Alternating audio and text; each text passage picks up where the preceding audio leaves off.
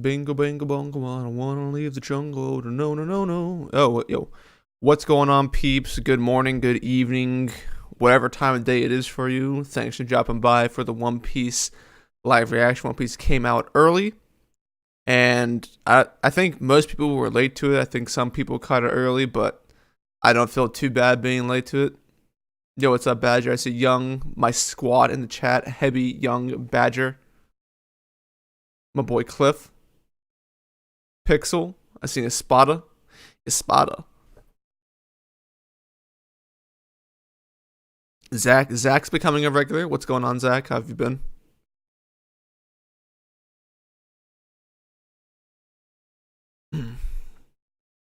Oh, whoa. Chat seems mostly dead. Wow. Wow. Maybe the chat just is that good. Also, does the mic sound good? How's everyone doing? Zarkon. Abdel. Jitskun. Jits the sellout. You already know it. You would have sold out too if you were in my position. Easily. What's good, dude? Got a new job? Yo, Juan, what's your new job? Raphael. Mo, my boy. Ulrich. Moot. What's going on, man? Psychological. Enigmatic. Psyche. Micah's good. So, rooting for me to get more free merch? Dude. Probably not going to happen all that often. I think I just got lucky because of the Mihawk video, to be honest. But I'll take that free Nami body pillow. I mean, that's like a dub in anyone's playbook. But yeah, considering we're in a flashback chapter, I don't think there's going to be a whole lot to talk about in terms of discussion, but I could be wrong. How much did the ad pay you? Well, if you remember watching the videos, Archon, I included a lot of Mihawk clips. Those got claimed by Toei, and all of that money went to Toei directly, which is fine. It was a passion project. I didn't want to make money off of it. I just wanted to talk about Mihawk. Yo, what's up, views? Mage, I'm doing good, man. So, if you guys know the drill by now, I am going to go ahead and read the chapter. We'll have a discussion about it. I'm also going to talk about, I just spent the last 2 hours playing the new Modern Warfare. I'll give my thoughts on that as well afterwards. But yeah, let's go ahead and dive into the chapter. I'm going to hide the chat real quick while this is happening, and I'll see you guys on the other side. Okay, let me see here. Chapter 961, The Mountain God Incident. So, my God, this Capone side story has just been going on and on and on. How many chapters has this been? I feel like it's been. I'm actually gonna go back like 8 chapters and check. Yeah, it's been like.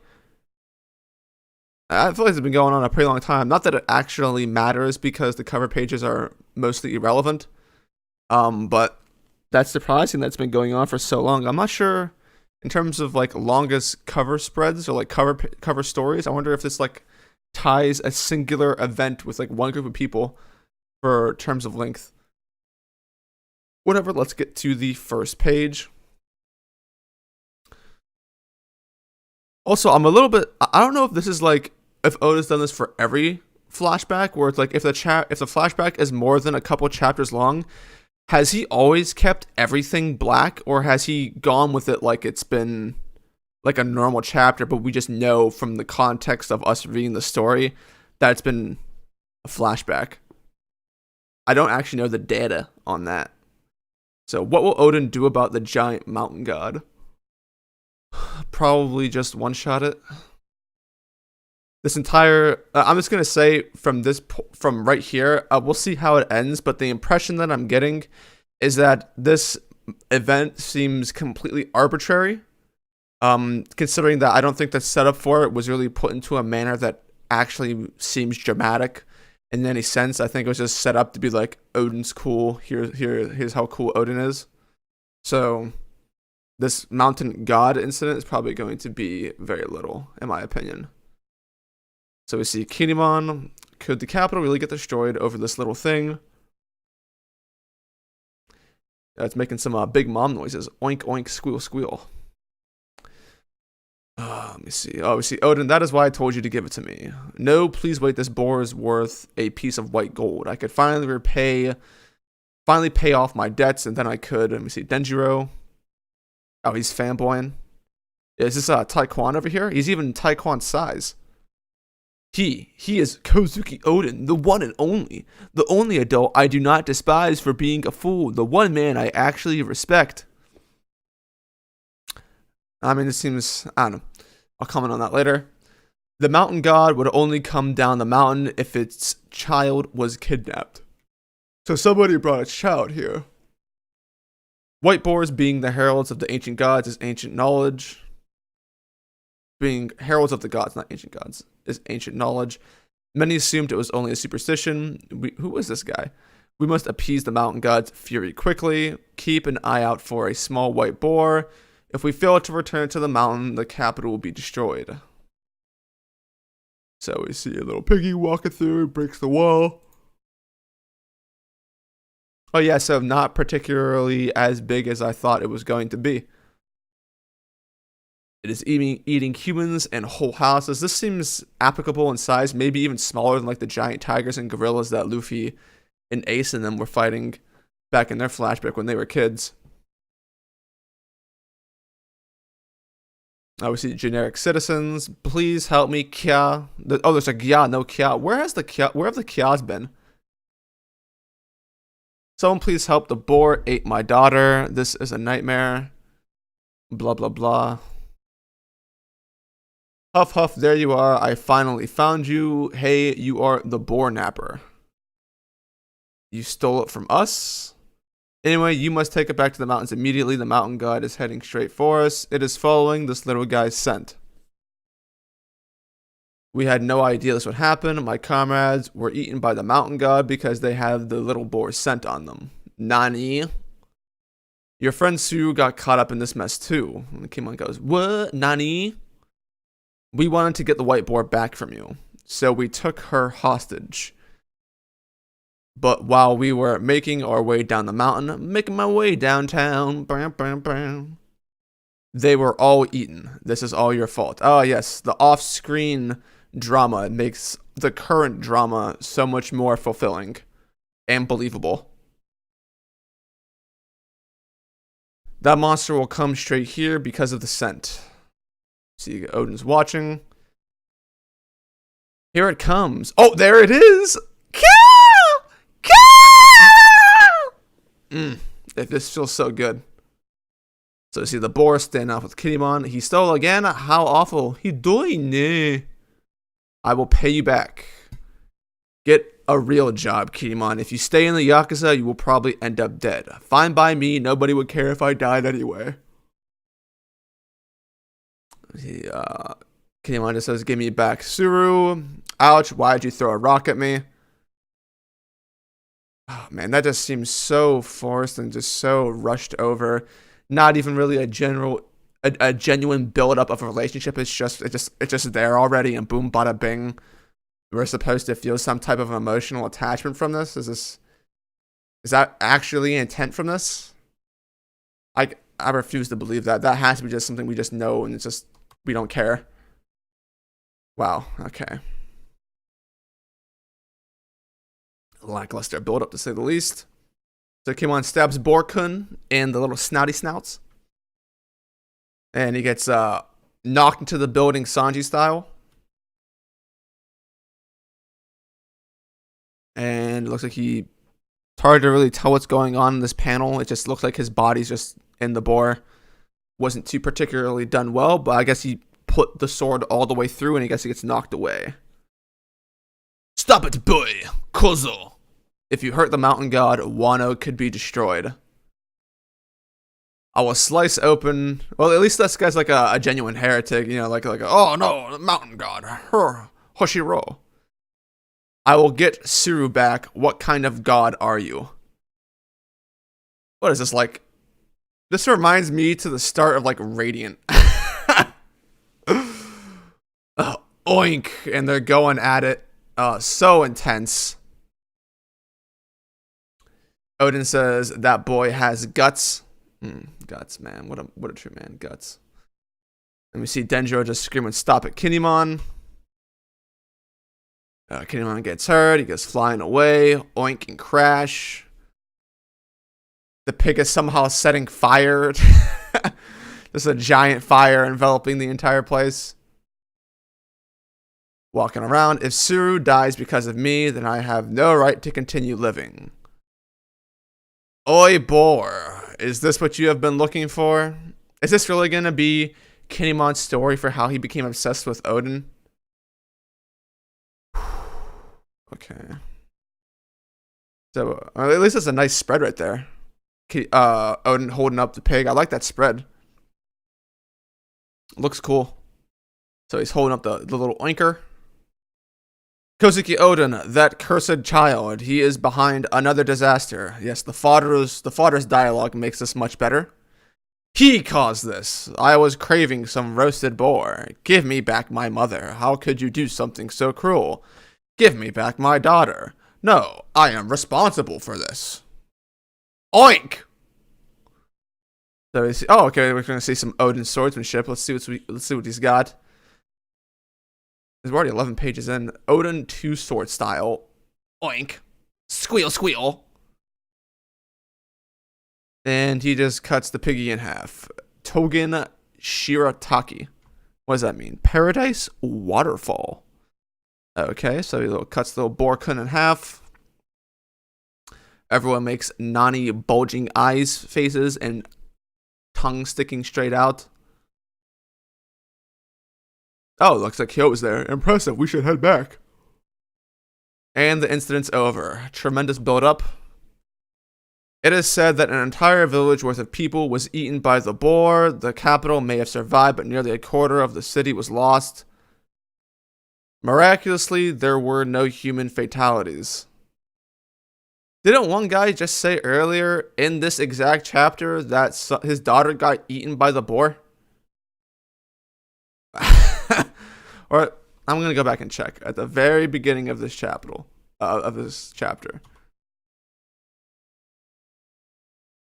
It is eating humans and houses whole. Please help me. Yeah, father. Someone please help. The boar ate my daughter.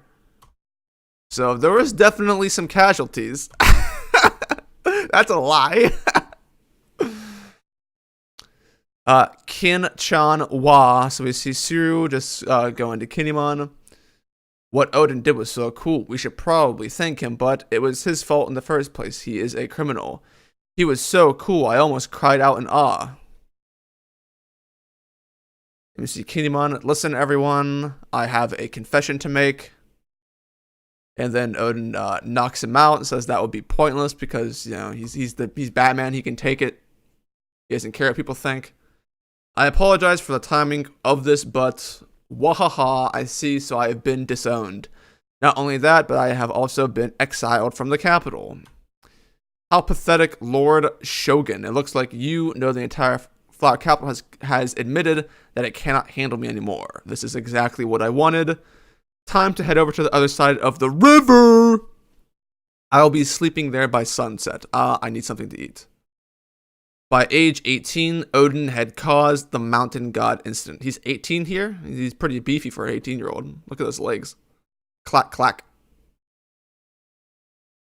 Are you crying, Kin-chan? Of course not. Suru, that man, I would happily die for someone like him. Oh, man. Are you sure you are not crying? Denjiro says, I feel the same way. Hey, wait up, Denjiro. He inspired me first. The emotional weight is different. I will be his first follower. And Owen's just relaxing in the background. Fodder citizens say, I envy their free spirits. I want to go with them too. At that moment, these men suppressed their desire to follow Odin, and on this day, the balance of the capital was tilted in more ways than one. Scene transition. Wano, the Hakumai region. Welcome, welcome, Lord Odin. It is a pleasure to make your acquaintance. Lord Yasui has been looking forward to your arrival. Stop lying. No way he would be happy to see me. You are correct. I would not get excited over an exiled fool from the capital. What do you want, Odin? And you even brought some henchmen with you. So we see Yasu here. Please, hold on. There is a puddle. Alright, please step over me to cross the puddle. Hey, uncle, what is with this creepy weirdo? Don't be so rude. He is my newest servant. Hee, I was taken in by Lord Yasu. My name is Orochi. I am but a humble servant.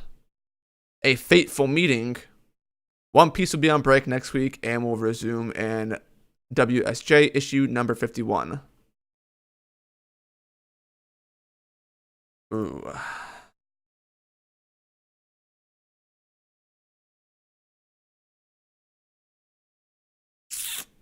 That was not a particularly good chapter in my opinion.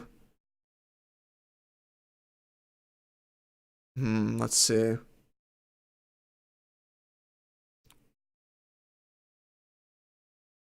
Is there really much to talk about from this chapter?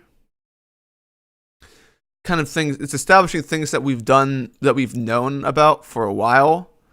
The best things to talk about would just be how things were executed. Let me see, was there any hidden goodies in here? I mean, it was kind of already hinted at before that Orochi basically betrayed them and stuff.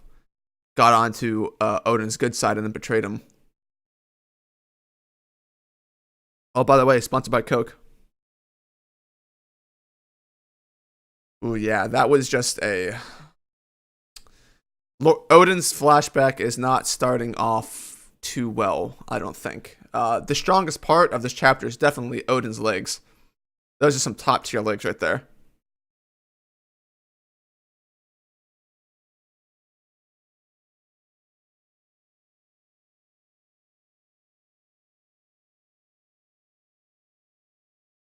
Let me see here. Alright, let's see what the chat is saying. Odin's calves, those are top tier. For sure. You like the fourth wall breaking in the second to last page? Let me check.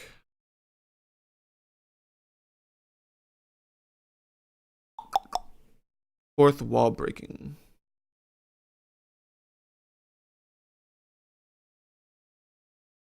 Where's the fourth wall breaking in the second to last page?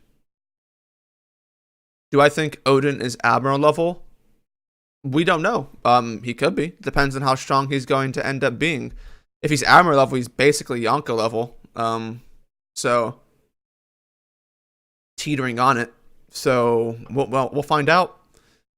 If he is that strong, it definitely brings into question how he was defeated by Kaido, which I talked about a bit in my Mihawk video about how, Kaido wouldn't have needed Orochi to do anything if it was so easy to take out Odin. You know? Otherwise, he would just go in there with overwhelming strength and just beat everyone up.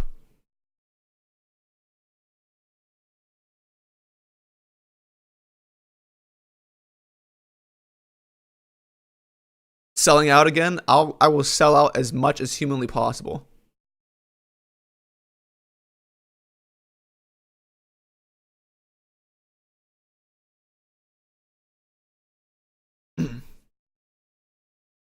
Started from the bottom, now we're here. Hey. Craig Johnson says, it might be worth noting that Orochi's feats that were being bragged about at school were based on Odin, apparently. Yeah, I would say that seems to be the case to some degree, because we did see the two-sword style. So definitely some fake news going about. I do remember that in the first act. Might have been the first act of Wano. Maybe it was in the second act of Wano. I think it was in the first, where they were talking about it in school. Which would mean that it decreases the chances of Orochi himself being in any way strong.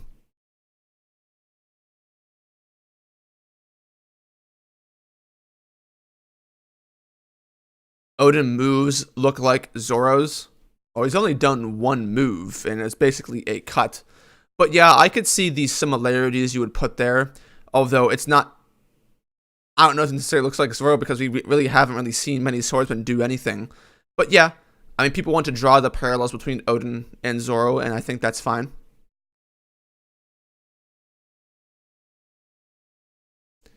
Talking about emotional weight is fourth wall break, in my opinion.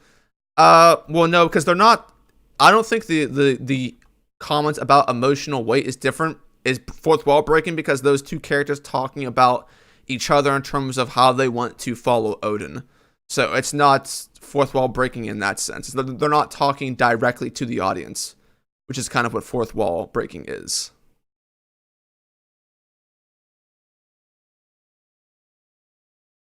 I'm gonna sleep. Gotta be up in 6 hours. Haha, you better not forget to upload the stream to the other channel this time, Dritz. Yo, thanks for dropping by, Badger. I appreciate it.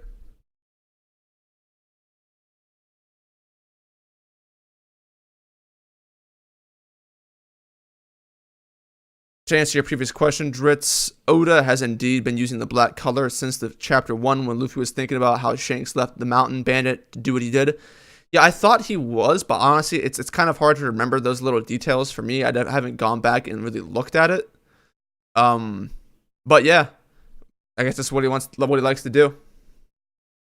It's probably fairly common. I haven't. Other series probably do the similar things. I think.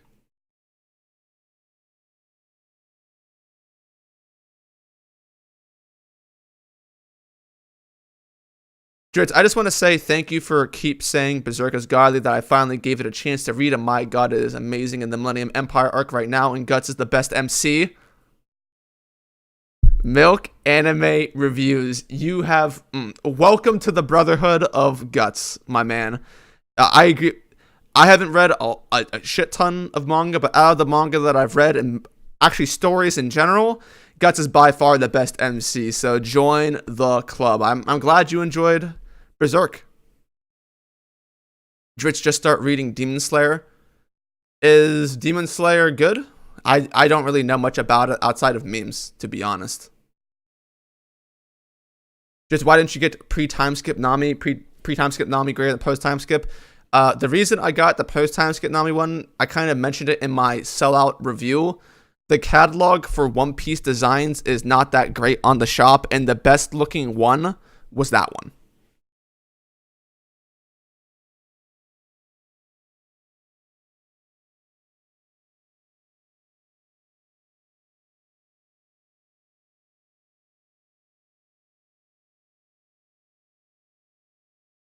I think we might find out who Zoro's father is, his past in general. Perhaps. Here's the thing, like, at the rate that we're going right now, Zoro's past seems almost largely irrelevant to his character. So it's not like a priority. There can be parallels, but and this could certainly end up being the opposite of the case, but it doesn't really feel like Zoro's past or lineage matters at all at this point.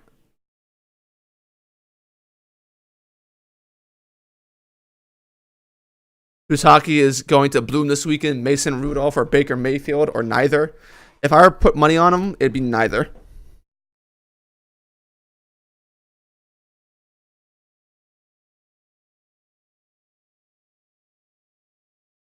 Yo, what's up, Eric? How have you been?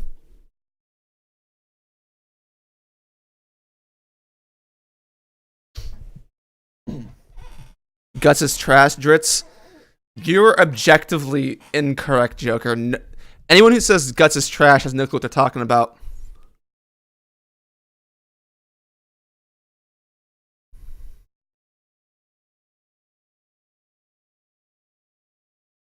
People seem really mixed on Demon Slayer. I'm holding off too.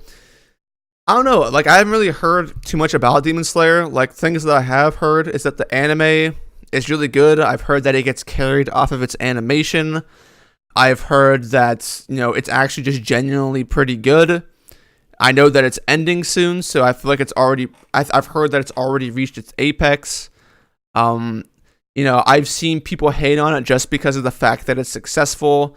I've seen people hate on it because its fans are having a good time, and I've seen Demon Slayer fans take things too far by saying, it's blah blah blah better than X, Y, and Z, and then the fan wars start. But that happens with virtually every series to some degree.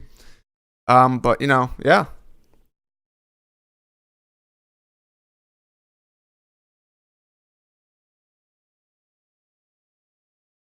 Unless Zoro is the third child of Kozuki. Ugh. Yeah, no, even if that was the case, I don't think I'd care.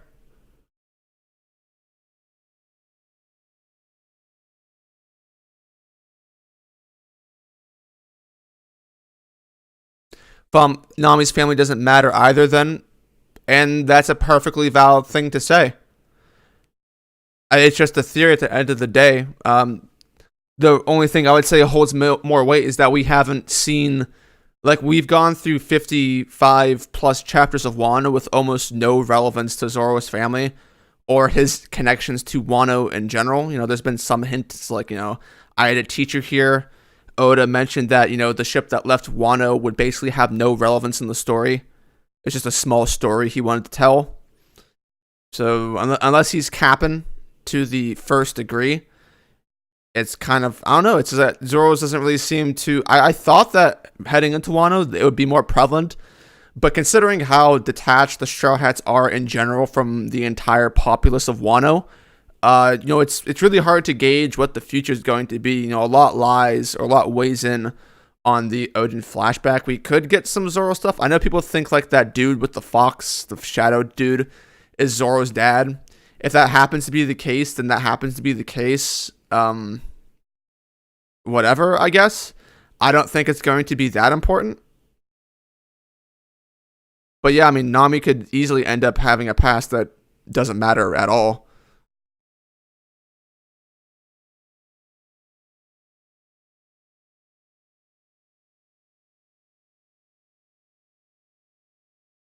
Unrelated, but why do you think Toka is a great female character? I mean, I like Toka a lot. I would say compared to many other female characters in manga, she is, fairly well written. She's not amazing or anything. She doesn't go through ridiculous development. She's not like your Farness or, other characters of that nature.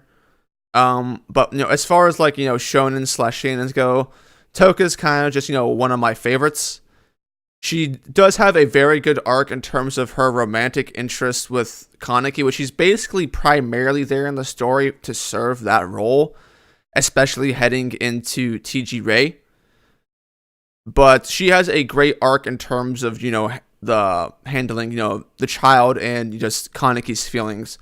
She serves a very stereotypical role in terms of how women are often used in hero's journey stories.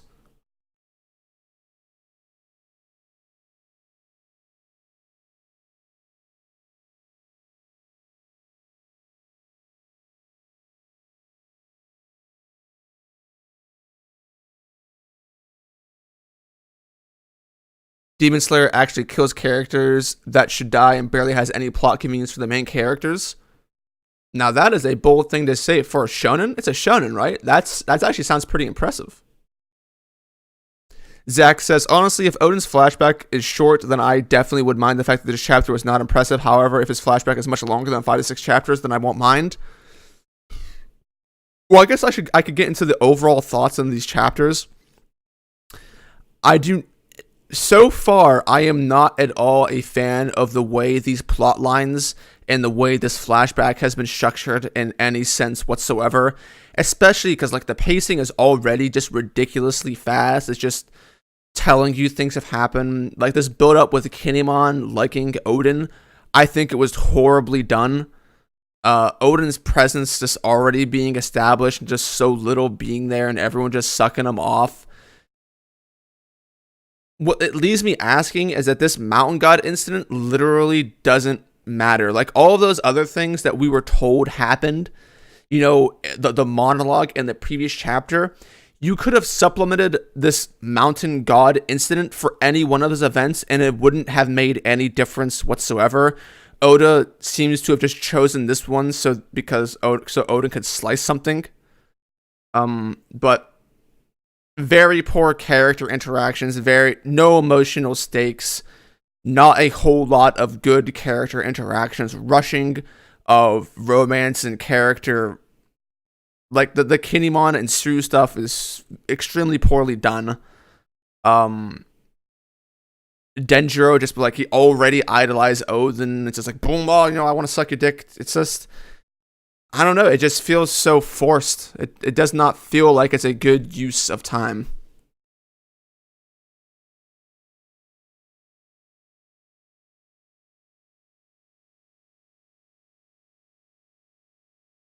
That's not freaking Zoro's dad, Dritz. It might be. I mean, it kind of looks like him. I can see why people would think it would be.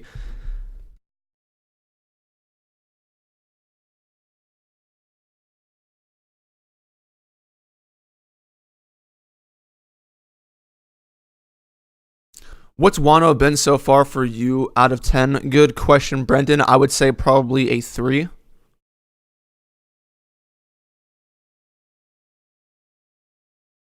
Some characters don't have super development to be great. That's actually true, Young. It depends on the type of role they're playing within the story. Not all characters need to be super duper amazing. It just depends on what you're using them for.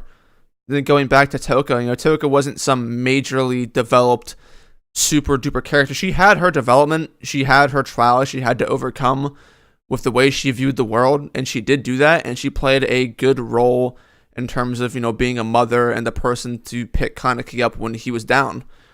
And it was executed fairly well. The only shame is that the ending of Tokyo Ghoul Ray was rushed exceedingly so it kind of affected that entire dynamic because it kind of ended in a generic shonen-esque way that's been starting since Naruto and Bleach.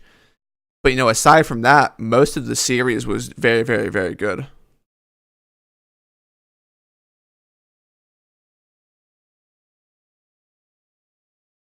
You're so hyped for the neck to necks coming back? That's right, baby. Hey, Dritz, you the worst? Yeah, it's if as long as I'm being the worst, no one else can be worse than me. You know what I'm saying?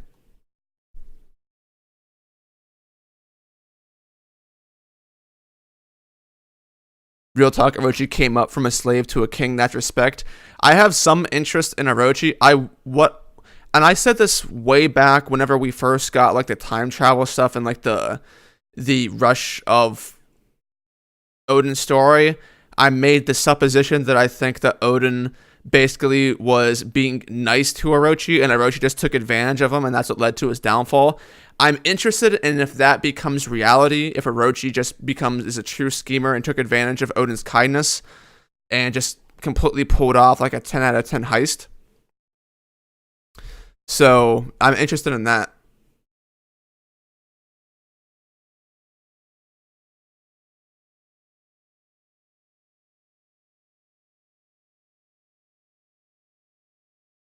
I think it would be better if this flashback came from Orochi's viewpoint, Dritz. Well, how so, Sanders? I mean, like, why would that make it better? It's not the fact that this is coming. Well, this is not really coming from anyone's perspective right now. This is kind of like a third person. This is just stuff that happened, and you get a little peek from everyone. There's no main character in this flashback right now. There's no like super personable character. We just get a little bit of everything.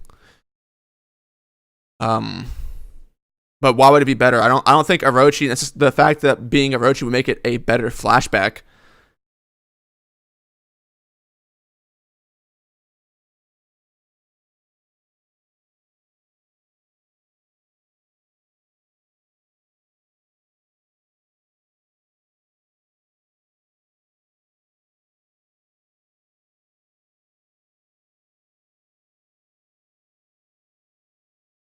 It doesn't matter what happens. Dritz is in the hole. What does that even mean, Eric?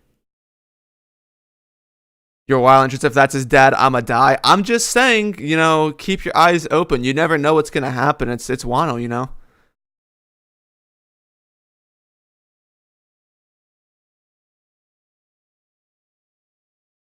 If Zoro was recognized as originally coming from Wano, he would have some legitimacy wielding Shusui again.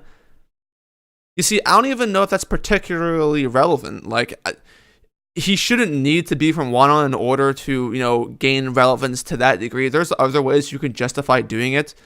If Zoro is from Wano, there needs to be a bit more personable connections for Zoro to the land. Because obviously, if Zoro is from Wano, we can't tell, or he doesn't even know. He would have had to have been there as a baby, so it would only be relevant to the people who know of his family.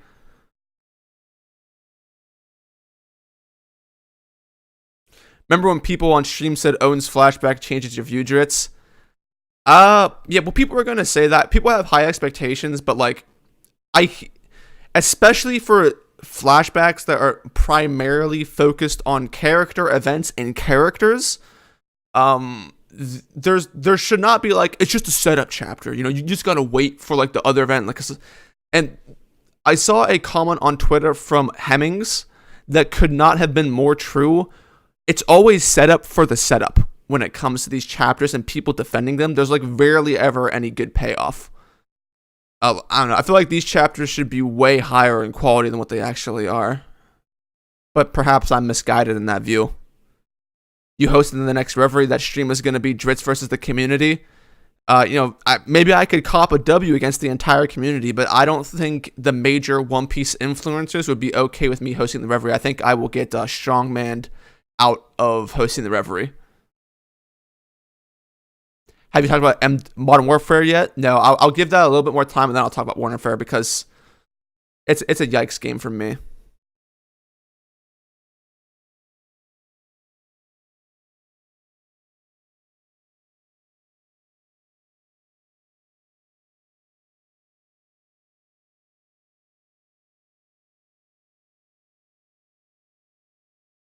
Just got back from Stampede. It was kind of mid.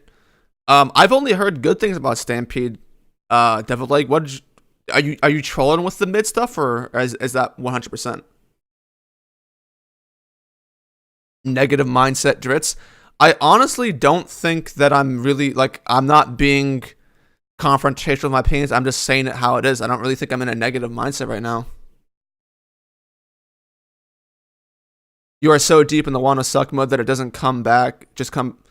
Nope, see, you're not even making valid points there, Eric.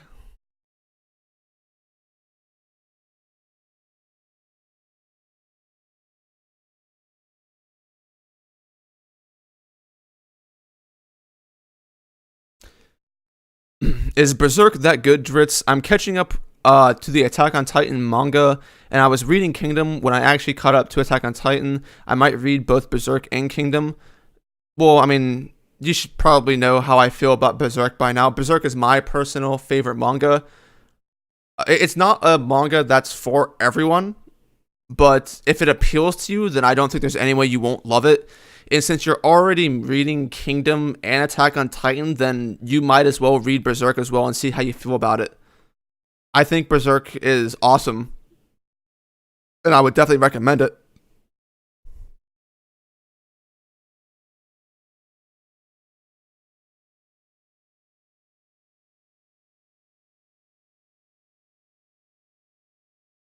What's up, Dritz? It's good to see you, man. What's up with the Weeb video? I almost died laughing. Never took you for that much of a comedian. Dude, it was just my part of the bargain. I literally had to put that video up, or I would have had to have returned the Nami body pillow. So I had to shell out some, I basically had to shell out my dignity to make that video. It could have been, it was supposed to be like 3 minutes long to like 5 minutes long, but I just made it longer. What would you rate this chapter? Probably like a 3 or a 4.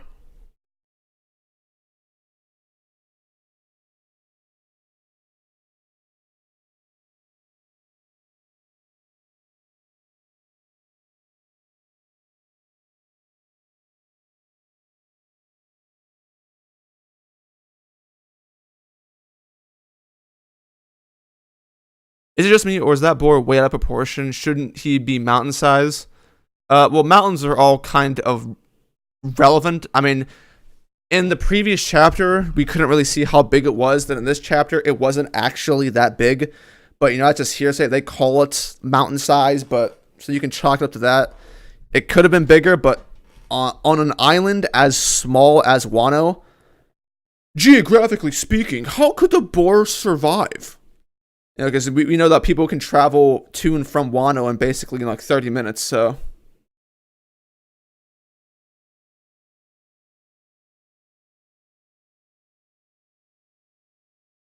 Why is it up to other YouTubers? Make your own Reverie, do it like a pirate live stream, because it's not a Reverie if I just defunct from the group. That's not how that happens. It's a democratic process. I'm from America. We believe in democracy here until it doesn't work for us. So I have no problem with them choosing someone else. I haven't particularly been on point with my One Piece videos, so it's not like I actually deserve it. I would just like to host the Reverie.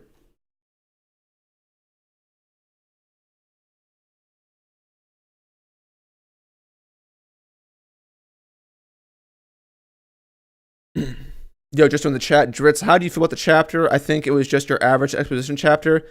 Well, I mean, how I feel about the chapter, I thought it was. I do not think it was a good chapter. I would probably go as far to say that was probably just a bad chapter for me.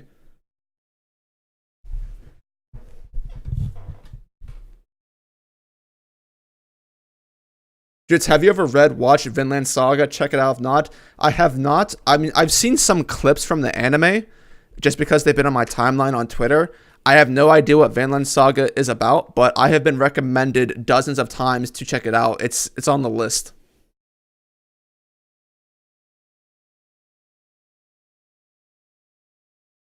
Devil Lake says, I'm not trolling. It wasn't awful. It was like they threw everything One Piece at the wall and the story had no focus like Film Z Stronghold or Film Gold at Dritz. Well, in the context of all One Piece movies, do you think that was good or bad? Because in my experience, it's really hard to craft a good One Piece plot for a movie because the nature of the series, it's so hard to set it up in a manner that feels engaging because you would essentially just be copying the spectrum of all other arcs that have been created so far. So maybe just like a slap fan service at the wall might work a little bit better in a movie. How do you feel about that, Devil? Like, do you think there was a way to incorporate a better overall story into it? Or no?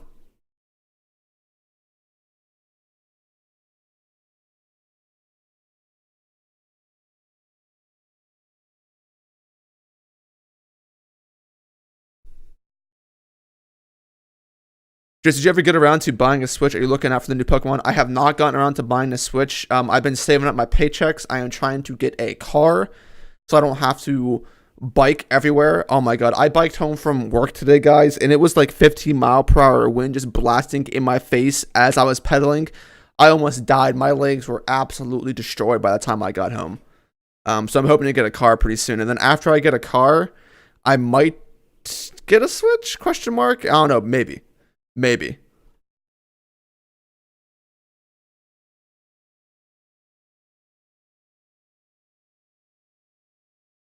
Wano is not small. Well, I mean, maybe it's not small, but it doesn't really seem big with how fast people were able to travel. Unless there's just, travel inconsistencies with it. Do you think Zoro will awaken Conqueror's Haki and maybe Sanji? I could see Zoro awakening Conqueror's Haki, and it's possible for Sanji to awaken it. It's not a priority for me because at this point in the series, unless they're going to make something useful out of it, it would just be like, okay, they have Conqueror's Haki. I feel like at this point in the series, Conqueror's Haki is losing a lot of its hype. It's been overused a lot, and it hasn't been dived into much for us to care more about it. A good way to counterbalance that would actually be to focus a bit on Conqueror's Haki, kind of make it a bit more cool than knockout fodder, give it some more applications, and then people will be excited about the possibilities for the future instead of wondering. But yeah, I mean, it's possible for Zoro to get Conqueror's Haki, sure. He's got those parallels to Rayleigh, and Rayleigh has Conqueror's Haki, and we've seen numerous subordinate people obtain Conqueror's Haki, so it's certainly possible for someone like Zoro or maybe even Sanji to get one. It is what it is. Have I read Ubel Blatt or Change 123 or Boruto? I have read the first 7 chapters of Boruto, and it was awful. I have not read Ubel Blatt, and I have not read Change 123.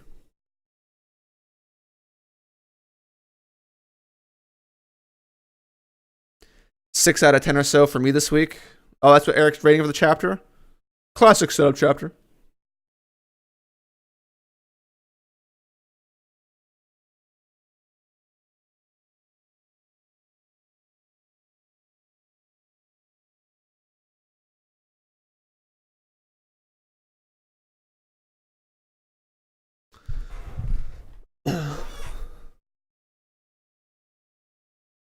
Movie isn't about plot. That's what I kind of figured.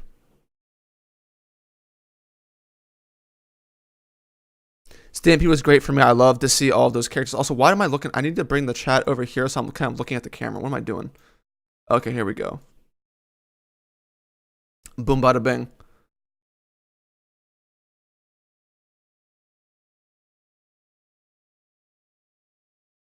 So you have Odin legs? No, I got chub legs. Just do you think that last week's chapter could be viewed differently with Odin taking the blame this week? It makes the idea that last chapter's events being taken out of context more plausible. Well, I mean, I think that was kind of what I was thinking right from the beginning. I mean, you could tell it was made abundantly clear to me, at least, as soon as we saw Odin eating on top of the dead dude and the context of his words, like, old friend, it kind of became apparent that Odin's just like doing good guy stuff and he's just being blamed for it. It's more obvious this week as well, though. Like, if people who didn't catch on to that last week didn't catch on to it, they should be catching on to it this week, I think.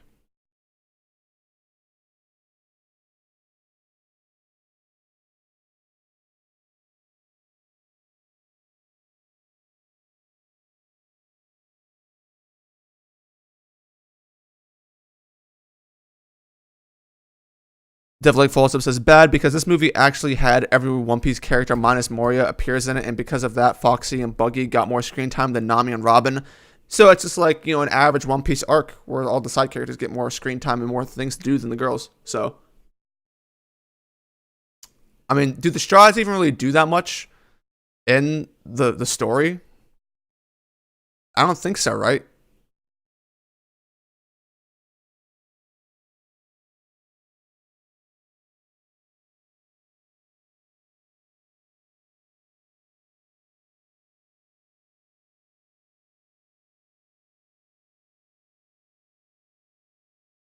Did you see King's video saying Odin's flashback will be the series?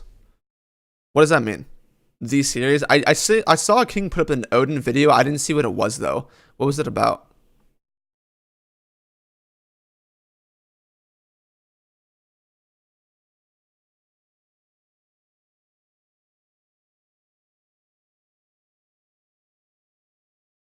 If Sanji gets conquerors, Drit's got to make a love letter to the curly eyebrow simp. I don't think so. I never said that he couldn't get it. Why do I have to take that L? I never said that he couldn't get it.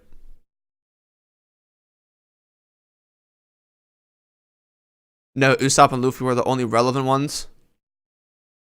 All right, all right. I mean, I guess it is what it is. So do the rest of the Straw Hats just like stand there or something? Is that what they do?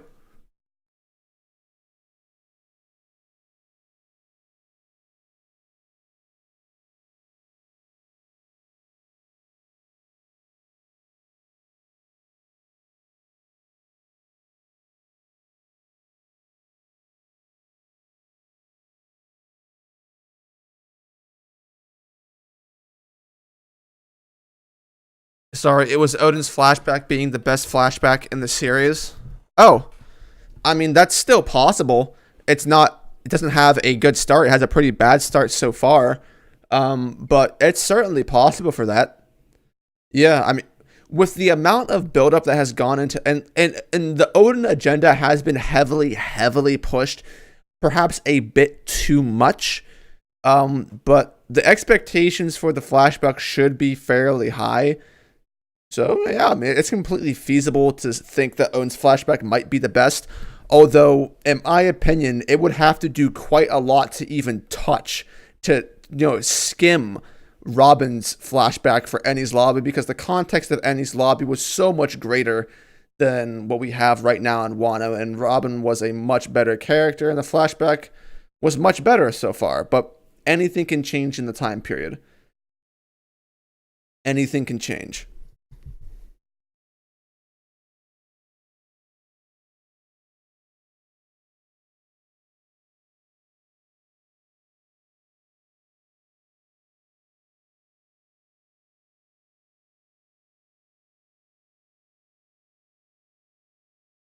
So basically, all of the females in the movie just T-pose then. Basically, what they do now. Just T-pose.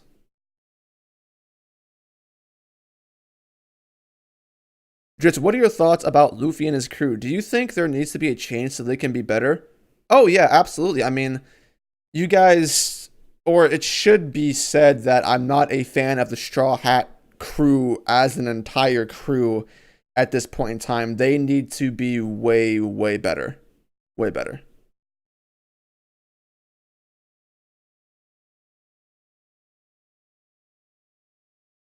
Mihawk made Zoro look like a bum. I I haven't seen it yet, but I read the spoilers whenever Arter posted them, so I know exactly what Godhawk does. So that's I'm never going to see Stampede, but if I did, that would be the reason I would. That's very optimistic for you, Dritz. Hey, I'm trying to turn a new leaf.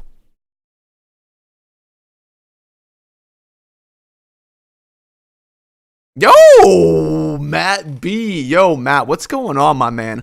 How have you been? How was work? You still working those long hours?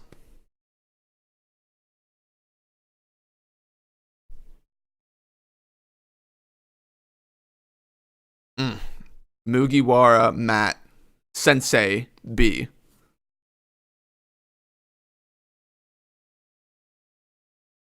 Dritz Mihawk did a no-name move and did more than Zoro's super long name attack. Oh, I know what he did.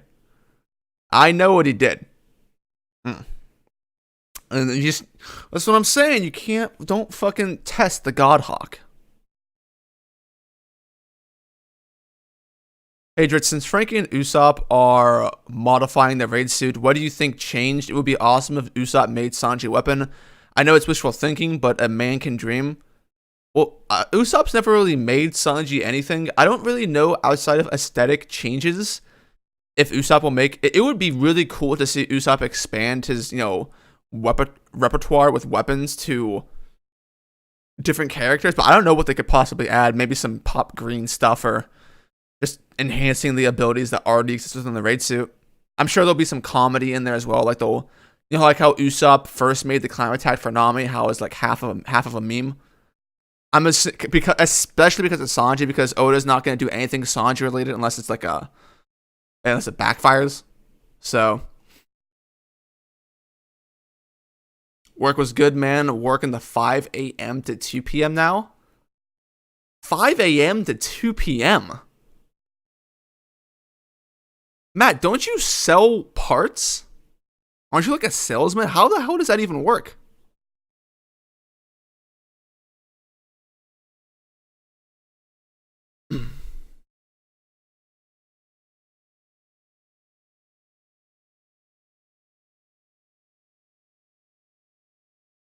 Yo, Sem, what's going on, man? I'm doing good. I'm doing good.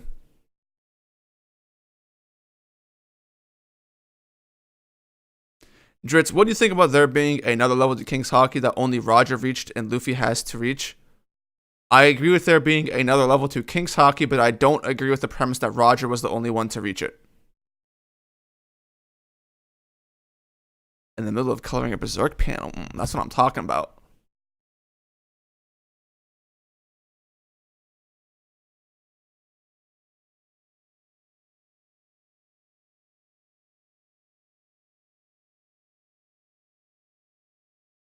I take in the stick order in the morning a little, then go to my desk afterwards. Like, what the fuck?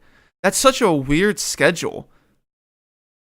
I'm surprised your business is open 24 hours a day, Matt. Stock makes more sense, but like, oh my, 24 hours? I'm genuinely surprised. Don't you also work at like an automotive place, Matt, or is that cap? I've never heard of an automotive place being open 24 hours a day.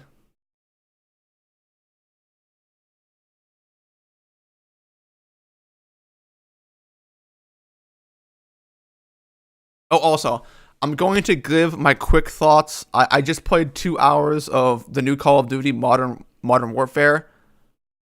That is the worst Battlefield game I have played so far in the 2 hours that I've played. It's like the exact opposite of what every COD game should be. I could get. It's more fun playing PUBG. You can get like more kills in PUBG than like playing COD, dude. At this point, everyone just sits in buildings. The footsteps sound like elephants stomping through the room. The ARs are so ridiculously strong. The maps suck donkey dick. And oh my god, it's just subs suck. Everyone just camps. Spawn trapping's ridiculous. There's like no balance. Ugh. That was bad. Games time out instead of reaching their score limits. Team death matches like don't end because everyone camps. It's awful. Domination games, like the highest kills on each team is like 20 kills. Yo, I don't play COD so that I can play Battlefield. I play COD so I can run around the map and fucking shoot people, dude. Shit game. So far. It can be changed, hopefully, with good maps, but I mean, it's not so good so far. Claymores everywhere. People can have like infinite claymores. Oh, not good. Camper City.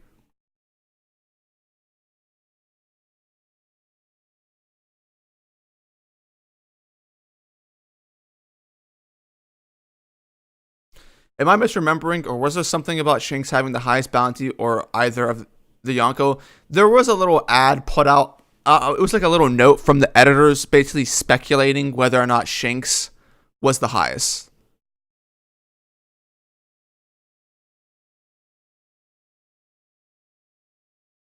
Sen says, I missed it, but what were your thoughts on the chapter?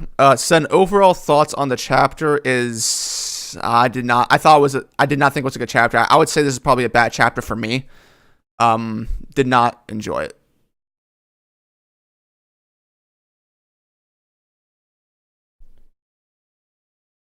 It's not been 24 hours. I'm just there super early to take the stock order. Oh, okay.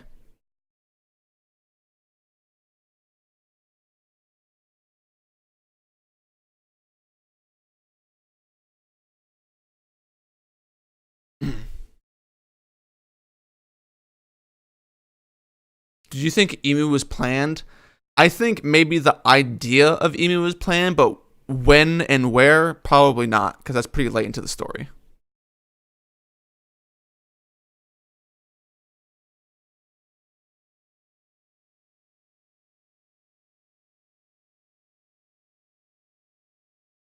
Just what do you think about Morge's analysis on the different structures of East Blue and New World? I have not watched it, so I wouldn't know.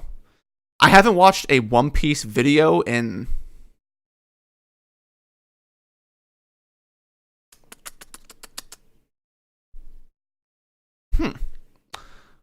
When was the last One Piece video I watched? I do not know. Did I like one recently? Let me go back and see what was the last One Piece video I liked. I liked a discussion video that Silvers had, but I was in his stream. So if I include things that I was not in or a part of, what was the last One Piece video I liked? I was in match stream, or video rather. I think the last One Piece video that I watched was why Kobe should defeat Boa Hancock, and that was Braga's video. I haven't watched any videos since then.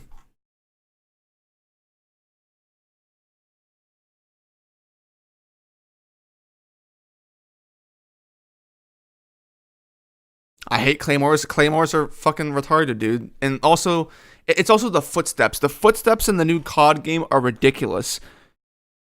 The sound is so loud, you can literally hear people clomping across the map. So all it does, if anyone has any remotely okay audio features on their computer or whatever they're gaming on, they just hear you and just sit there and wait. Everyone just sits in corners and waits and just leans on them with their claymore behind them. And there's always UAVs. It's just like, oh. How could you stand to play that way? And the ARs are so strong. The subs suck. The shotguns are overpowered. Oh. There's just so little kills, too. It's just people just camping. I mean, camping is in every COD, but it's usually not the meta. Oh. And also, your characters speak. If your character sees someone, they go, enemy by bomb site, or something like that. And the enemy team can hear your character talking. That goes against everything that's part of the point of your character talking, so your teammates can hear you. If the opponent can hear you, you can't control whenever your dude talks. So you give away your position if you're behind people. It's I cannot believe they put the game out like that. They changed the game so much. Oh.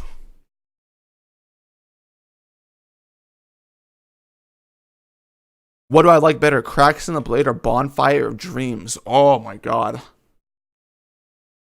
I think I like Cracks in the Blade better, Sen, but Bonfire of Dreams is more iconic.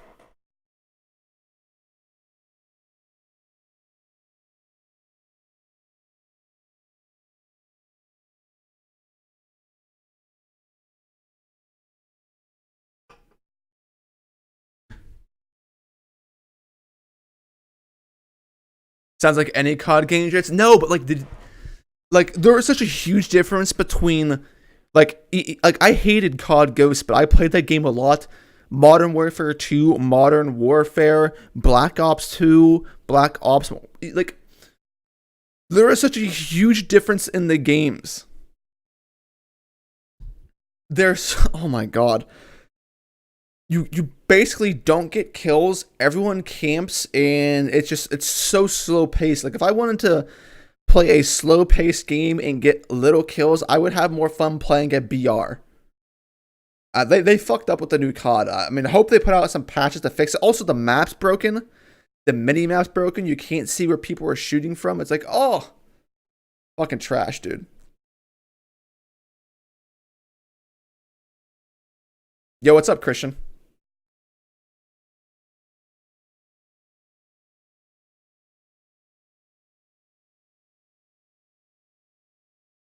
How you find your new job?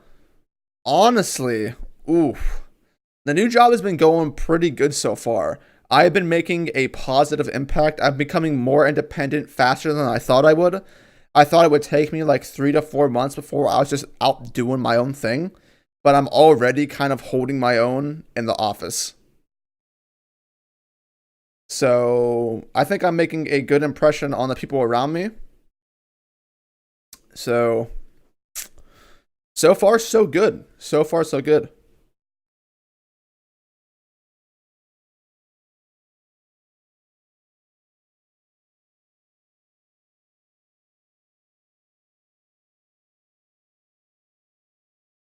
What are my top 5 manga of all time? Oh man,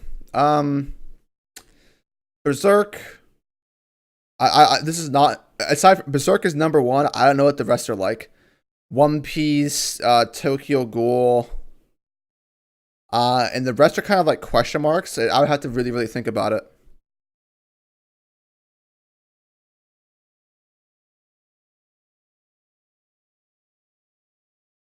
Heard the campaign slaps. I mean, the campaign might be good, but you don't play a COD game for the campaign. You play the COD game so you can kill people. Honestly, you sound salty. I don't even like playing COD. I just got it so I could see how bad it was with my roommate. We were playing it before the stream, and it's just like, ugh, yikes, you know.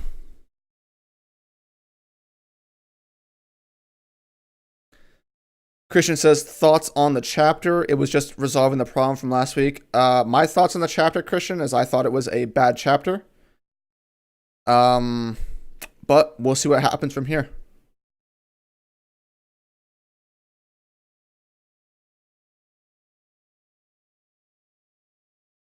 Top 3 post time skip arcs. It'd be like a combination between Zoe, Dressrosa. I guess Reverie doesn't count.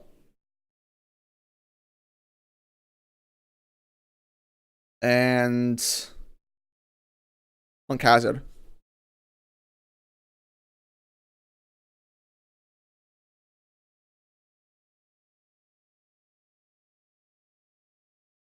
Am I up to date with Kingdom? No. I took like I I binge read Kingdom until chapter 442. Um and like I got to the point where I was actually getting burnt out from reading Kingdom. some things were kind of they were starting to get on my nerves. I was like, I just need to take a break from Kingdom and then come back to it with a fresh mindset, and we'll be good. But I love Kingdom. I think Kingdom's a really, really good manga. It does a lot of things really, really well. But when I left off was whenever Shin's group basically joined and swapped members with Conky's, and they were like out in the middle of some forest, and there was like a village in the middle of it, and that's kind of where I stopped.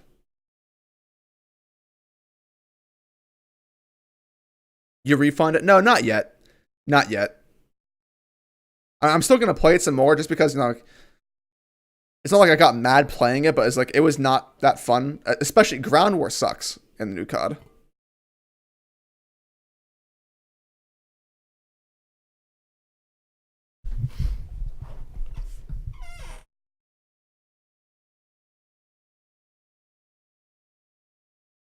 Yo, 549 from Muhammad. An injured Law carried Robin and Stampede. Hashtag damsel. You already know it. She's got the JJ. She's got to be saved. Tokyo is trash. Tokyo is not trash. What made it bad? I can't really think of anything that made it bad. I think the execution of this Mountain God event was extremely lackluster, and I felt like a lot of the relationships and dynamics were heavily forced, with no time to actually build them up from the ground to make it more emotional. Very limited and poor character interactions from my perspective, and there doesn't really seem to have been a point in choosing the God incident as the starting point for Odin's flashback, considering how little time was actually put into making it relevant. It is like a generic introduction where we were spoon-sped exposition so incredibly hard, and it wouldn't have been so bad if this also wasn't the chapter that's supposed to set up like how Odin and not how Kinemon and Dendro like started to idolize Odin. That was sloppily done as far as I'm concerned. I did not like the way it was done, especially even like the Suru stuff. Oh man, that was awful. The Kinemon stuff was bad. Even the paneling, it was a little bit rough. But there were some pretty good spreads there. There were some good spreads. Overall, though, not good by my standards, at least.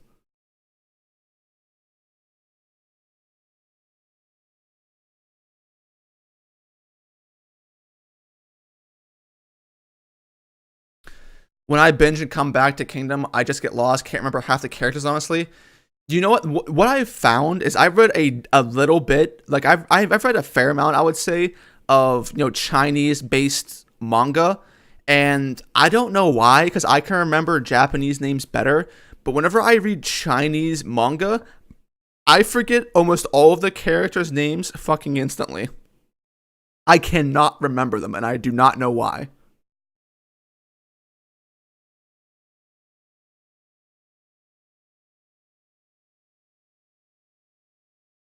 Is there a kill confirm mode in COD? I like that mode. I have not checked all of the modes out, Kool-Aid, so I don't know.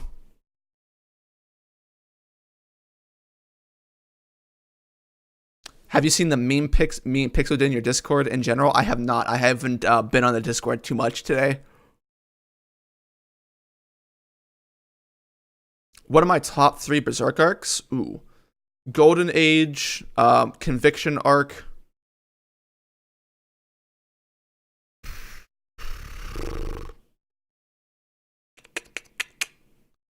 I really like Lost Children, but Falcon of the Millennium Empire is so good. Oh my god! See, the arcs are really hard to choose from Berserk. Ah.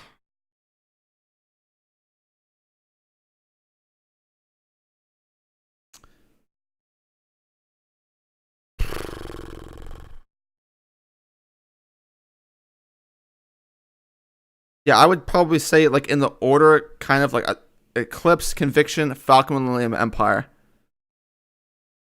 Those arcs are amazing. I mean, most people include Lost Children with the Conviction arc, but I like to separate them because they're two separate stories. Um, but yeah, I mean, those are so good.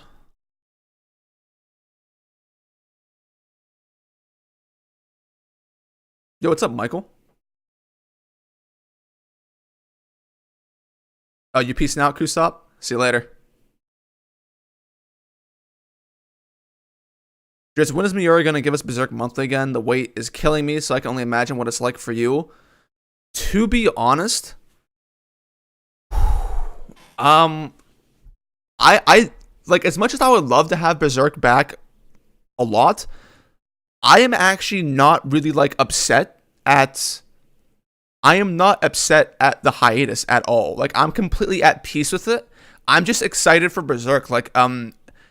I'm really really positive about Berserk right now, and I'm just feeling good by getting other people to start reading Berserk, and it's just kind of just like, how do you feel about the series? I love seeing the reactions to it, and I just love talking about Berserk.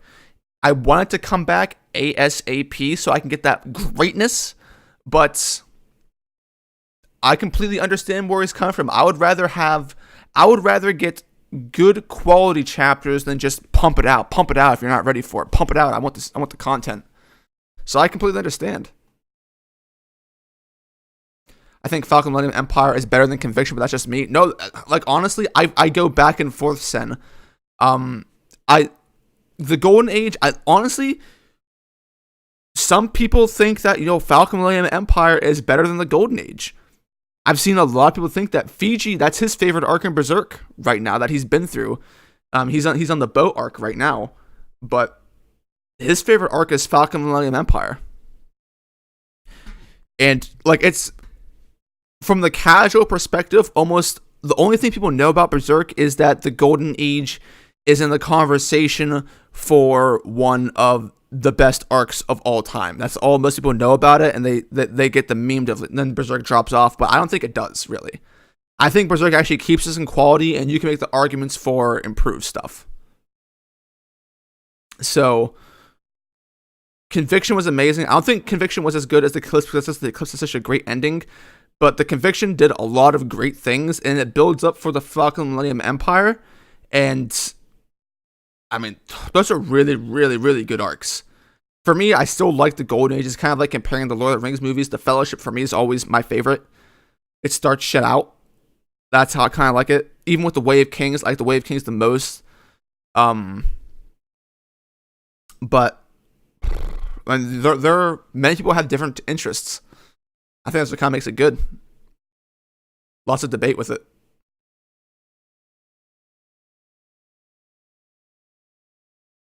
Do you think it's an issue of chapter length and pace? I think time was wasted on Kenny's and Stu's panels, giving Odin more time to explain his ideology to his new followers.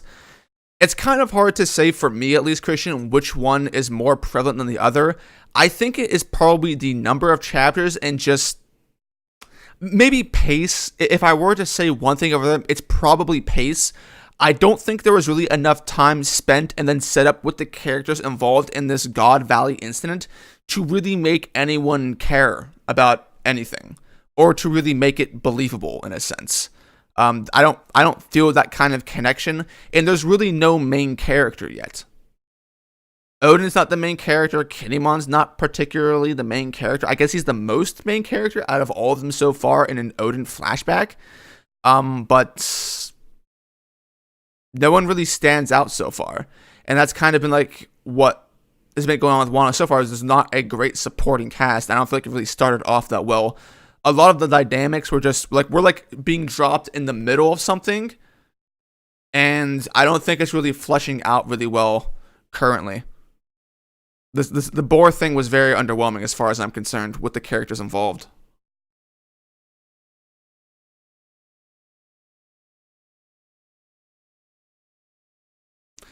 Just it's not just you. In Hunter x Hunter, I can barely remember these new character names that are being introduced, if at all, since they're Chinese names. It's just, I don't know why. It's kind of weird to say, because like a lot of Japanese names sound the same, but like it's just hard for me to remember Chinese names, dude. I don't know why.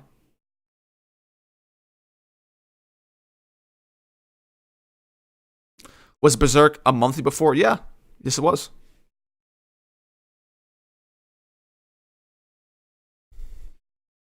The last chapter wasn't really great off screen and fodder. Yeah, the last Berserk chapter, you know my feelings on this, Young. It was alright. It was fine, but And I still need to make I need to make videos, dude. But I thought the last Berserk chapter was an immense disappointment. If you take into context everything that happened and what the fans been waiting for, the last Berserk chapter was definitely a miss, as far as I'm concerned. For sure.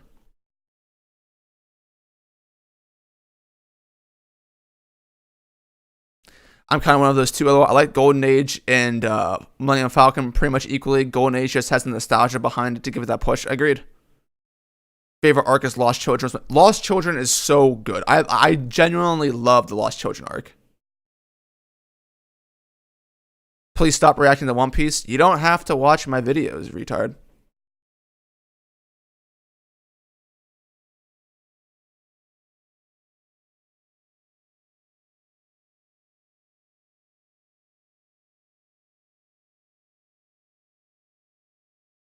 Yo, have a good night, Milk Anime. I hope you have a wonderful time reading Berserk or doing whatever you want to do. I'll catch you next time. I think Oda just wanted to power scale Odin with this boar incident, but he did not draw a zoom out panel, so we don't even get that. Well, like, even power, I mean, like, he might have wanted to draw similarities between Odin and Zoro. But, like, I don't know, it's, the boar wasn't particularly set up well, I don't think. Especially, like, how do you power scale an animal? I don't know, it wasn't really doing that much, you know? It would have been better to include, like, a strong person.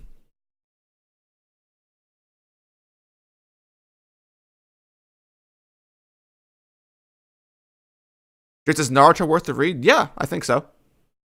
I mean, I think Naruto ended absolutely horribly, but it's still a good series overall, I would say.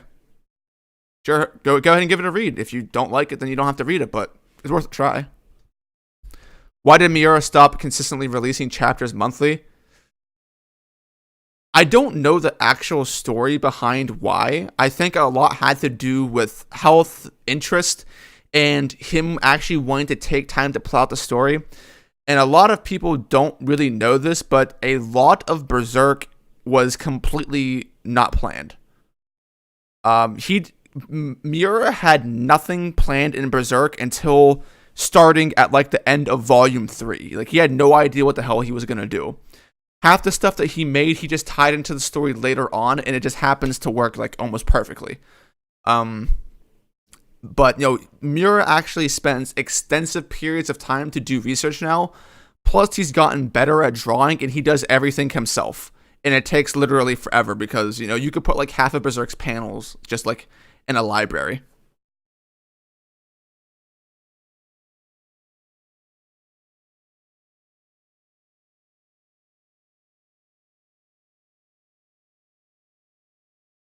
Oh, we're using the R word now? I mean, I might have gotten my feelings ahead of myself, but point still stands. Don't come into my stream and tell me not to react to One Piece without, like, you know, trying to bring in a discussion. At least talk to me.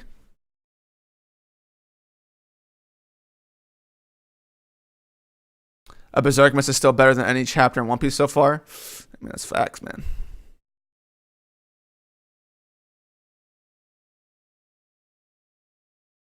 Jits, we're in Wano and we've barely seen any actual swordsmanship displayed, no techniques, and you can't actually tell what's going on. I know. It's just, oh, I cut that thing in half and all you see is my swords like that, you know. Uh, yeah, I mean, I don't want to go into it too much, but I think with Oda's new mindset on how fights should go in Berserk, it's kind of made his paneling suffer significantly with it, especially his motion.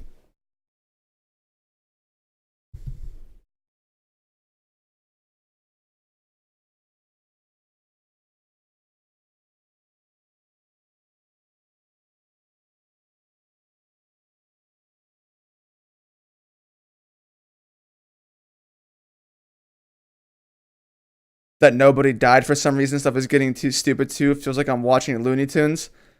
Well, the thing I don't maybe I'm just like missing the context for it, but like earlier in the chapter, a dude literally said my daughter got eaten by the boar and people were like dying. And then at the end of the chapter, it's like miraculously no one died. Well, then why did you have them say that? Like, what?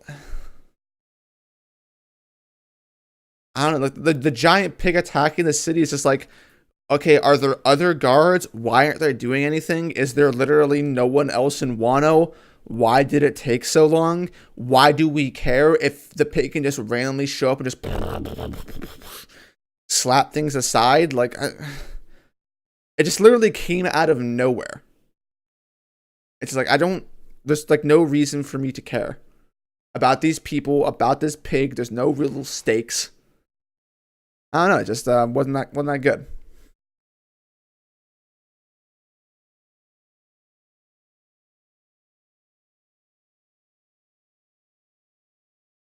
Someone told me Oda didn't like Marineford, which is unfortunate because that's the arc which I end up respecting him. It's not that Oda didn't like Marineford.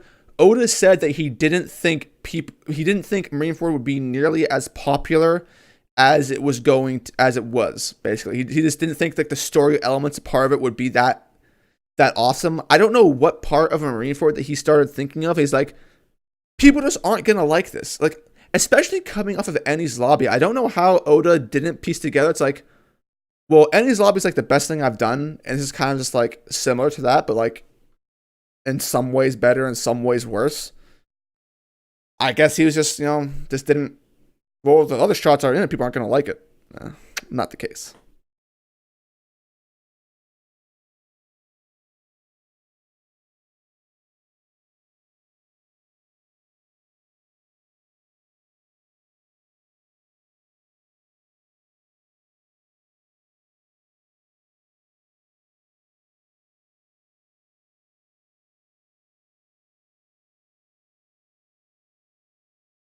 Well, if you kind of go how Miura went with the story without being planned, eventually you have to take time to bring it together. You'll get more plot holes. Exactly.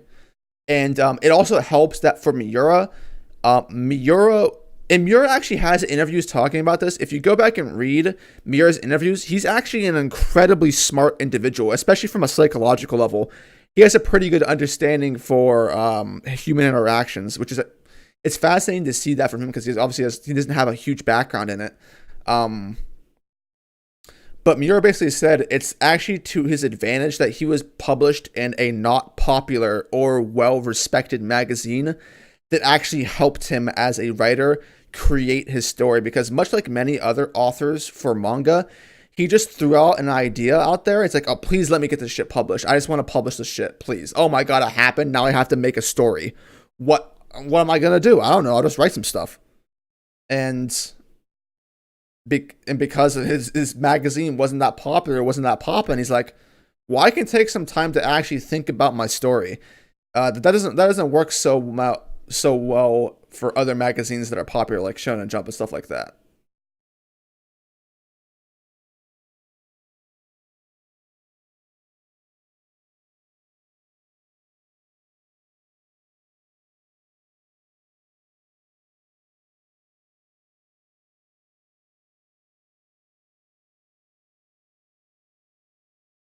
What did you say in English, Senku? What'd you say? Just what can Oda do to make Wano exciting? Oh, your English is perfect, Senku. Don't. It's good. You're completely fine. I mean, what you find exciting, what I find exciting, can be two completely different things. But as I said before, the thing that Wano is missing is tone can be adjusted, but the emotional weight and attachment to the arc needs to be present. And to do that, you need to include character interactions heavily versed with either the Straw Hats or the Straw Hats with other characters, and both are non-existent as of right now. And you also have to make the opponent, cause like Kaido's kind of just like some dude in the background at this point. He's not particularly too foreboding of a villain outside of his Yonko stats. He's not really doing stuff because if he's basically too strong to do stuff, otherwise Oda can't justify the Straw Hats making it to the point where they can fight him, which is kind of like iffy thing in of itself. But you need to create emotional stakes, and that's what I thought the original 50 chapters of setup were supposed to be about. But now we're going into the war, and neither side really.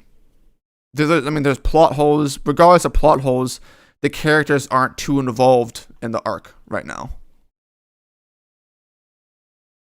which for me is an issue. Because it turns out Raftel was supposed to be spelled and pronounced Laftel. Correct. How do you feel about that? I mean, I'm fine with that. I'm confused why it was done in Stampede instead of the canon material, especially since we were just in Zoe where they were talking about Rafto. Why wasn't it corrected back then? I have no idea, but it is what it is. I just don't like the fact that it was done in a movie.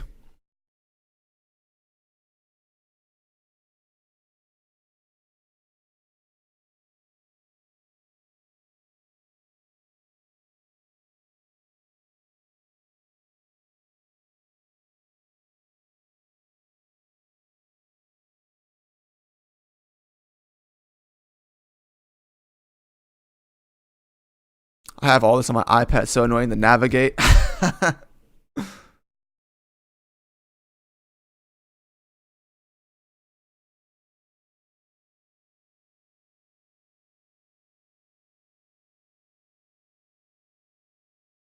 Senator says, so I reread the Casket dream sequence and I noticed there's a panel where Casket's heart is blowing out energy out the chambers and it looks like the deleted chapter with, oh yeah, actually, I think I know the kind of panel you're talking about.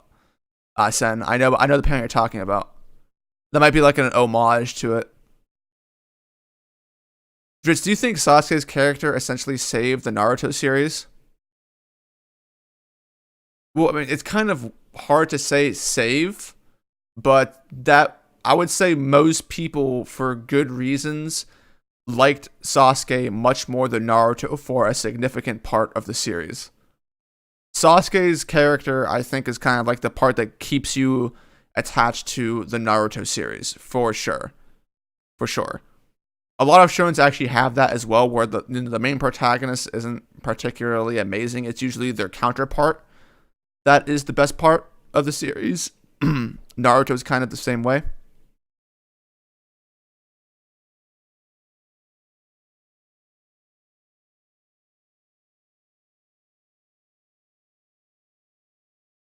How strong are the Roger Pirates? It depends on how many characters are canon and how many are not, but they seem to have been OP. You ever read Seven Deadly Sins? I feel like you would love to talk shit about that. You should check it out. I have read I watched the first episode of Seven Deadly Sins. I was like, okay, that's fine. But I've heard bad things about it. That's what I've heard, at least. I've heard it's like hype, but I've heard many bad things about it, especially the ending.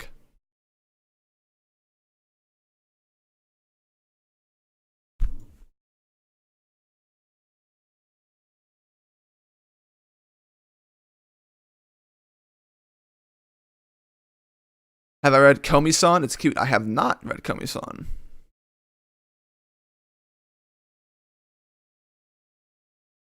Just what's your favorite, or who's your favorite FMA character? Is it Scar? It is Scar.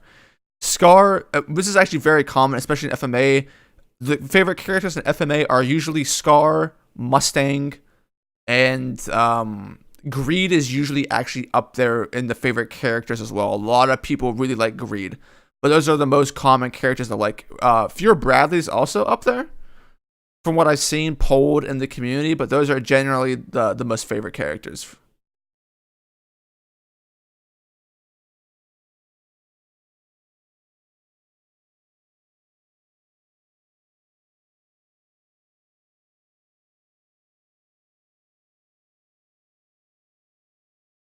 The thing that keeps me away from Naruto is the fact that only the Uzumaki and Uchiha clans matter. Yeah, I mean, Naruto is far, far from perfect. Far, far from perfect.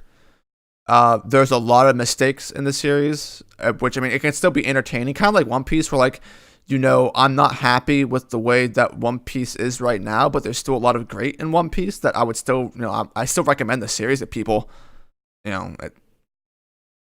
Never no reason to not recommend it. I just personally not satisfied with what's going on right now, but it's still a great series. Naruto is still a cool series to get into. Most people will enjoy it at a casual level, but if you start looking into the actual literary events of it and the writing, it kind of falls apart at the seams, if you will. And the world building with the clans and the magic system, that kind of falls apart later on in the series. But it's a fun read. It's a fun read. It's iconic.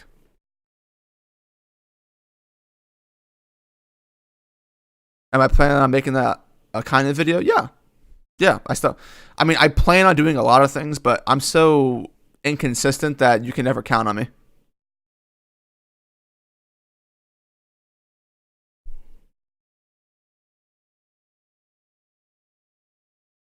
You might find this odd, Dritz, but if you are younger than 28, One Piece fans tend to like edgier, darker tones as opposed to 28, and older fans who enjoy the fun and lighthearted way One Piece is. Is there a follow-up comment? Always season my age it's mostly the younger fans who complain, but that's just an observation. Yeah, I mean, it would be interesting to see if there was like large-scale polls, Cliff, to see how people thought about stuff.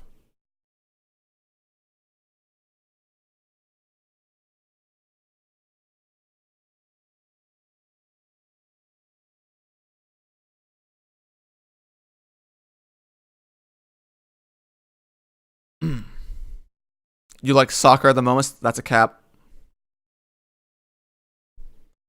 Just was Sasuke stronger than Naruto in all of Part 1 and essentially all of Part 2 until the final war? Yes. Sasuke had much better portrayal against stronger individuals like Akatsuki and Hook. Oh yeah, for me at least, like yeah, Sasuke was, yeah. I mean, Naruto all in all basically sucked ass, and he got carried by the QB. That's how it is.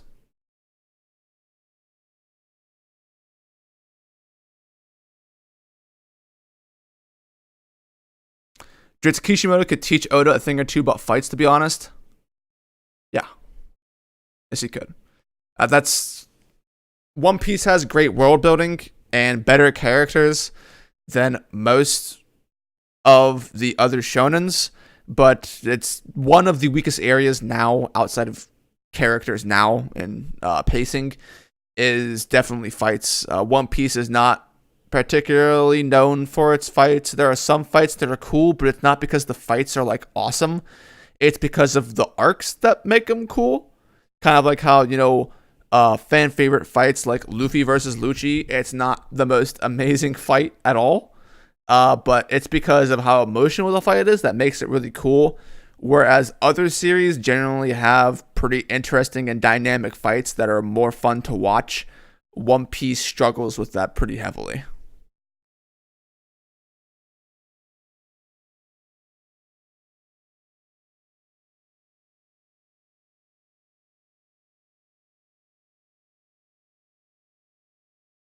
We releasing the One Piece dissection video in the next decade or earlier.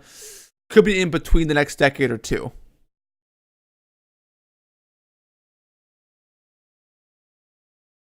I think it was Gigak or another YouTuber. They pointed out some great subtle details in the final Naruto and Sasuke fight when Naruto and Sasuke were fighting hand to hand at the valley.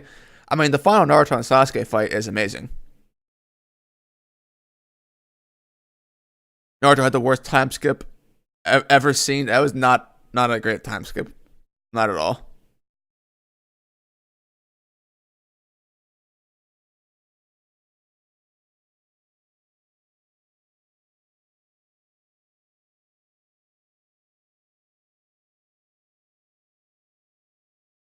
Just how do you feel about Kakashi? He was pretty cool character, to be honest. Sometimes I feel like he was nerfed a bit. I mean, it's been a really long time since I've really gone into Naruto, so a lot of the details are kind of fuzzy for me. But from based on my prior memory, Kakashi was cool for like the first half of Naruto.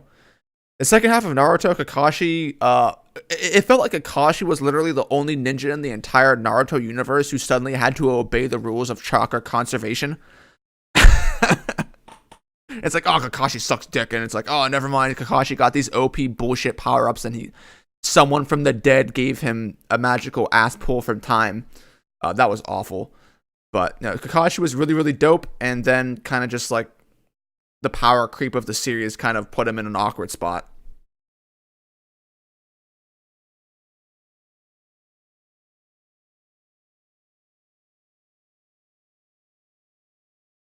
Oda honestly just doesn't care about fights. I'm no meathead, but even I think One Piece needs more fights that are not centered around like, even the ones centered around Luffy aren't really that good for the most part. I'm like, people make the arguments like One Piece isn't about the fights, but literally every single problem in One Piece and the main conflict of the story is centered around fighting and punching people in the face. Like, if One Piece wasn't so focused on fights, then there would be a lot more focus on the characters. But it's more focused on fighting and punching people in the face than otherwise. So it's like a weird balance there where it's like Oda doesn't really want to spend too much time doing fights, but that's like kind of the most important part of the series in a sense.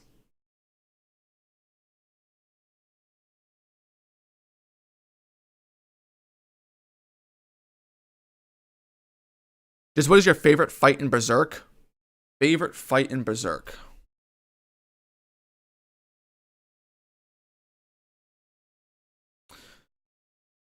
Hmm.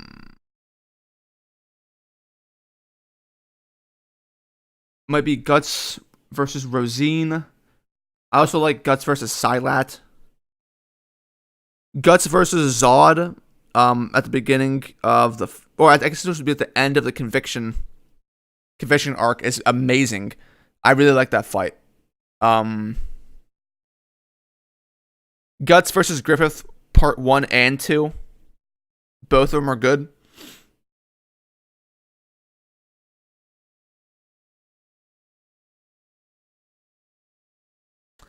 Guts versus Serpico parts 1 and 2 are also good. I like those ones a lot. I mean, there's a fair amount of fights that I really like.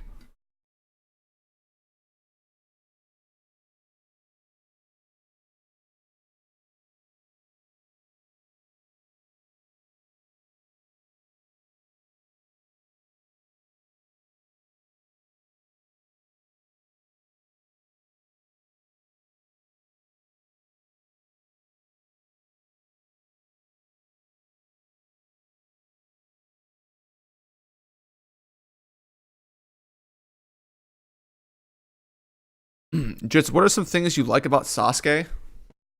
Hmm.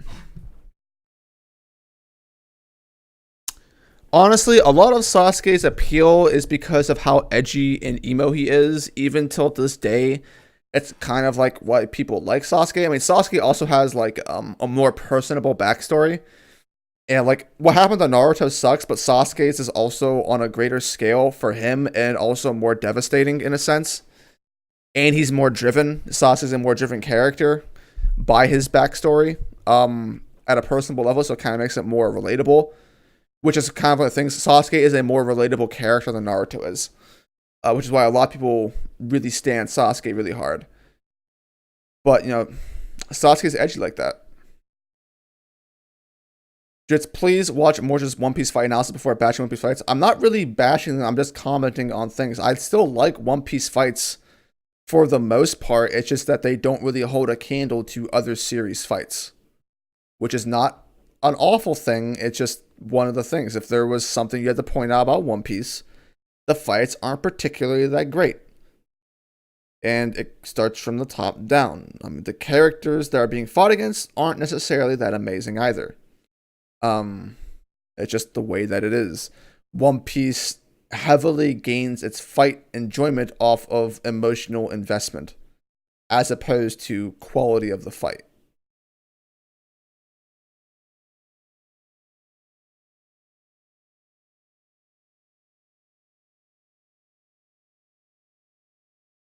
Guts versus Griffith 2 is my favorite low diff in manga.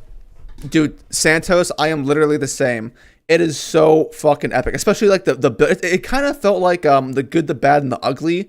Like I could hear that OST playing in the background, and just like the tension, the mind games, and then inner dialogues, the character interactions. It was all top tier, very well executed.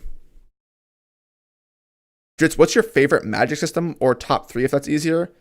My favorite magic system is probably Allomancy and Feruchemy from the Mistborn trilogy by Brandon Sanderson. Then after that, and this might be a little bit weird, but maybe Avatar: The Last Airbender.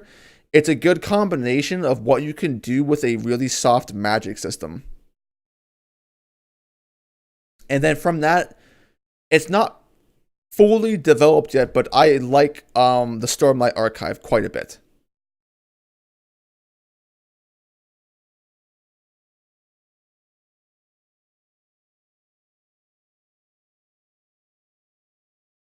Even Kishimoto says that he likes Sasuke more than Naruto because Naruto's emotions and reasons for doing things aren't realistic, unlike Sasuke's. Yes, and it's you will oftentimes, and you already know this, Sen. It's oftentimes the struggle that a lot of shonen main characters kind of go through is that they're not as relatable and as realistic as their counterparts are.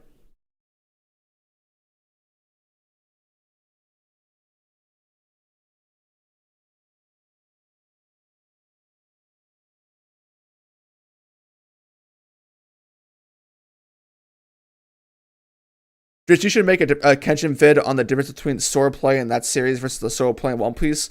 Well, swordsmanship in One Piece isn't actually really swordsmanship. It's just it's basically just like my attack's bigger.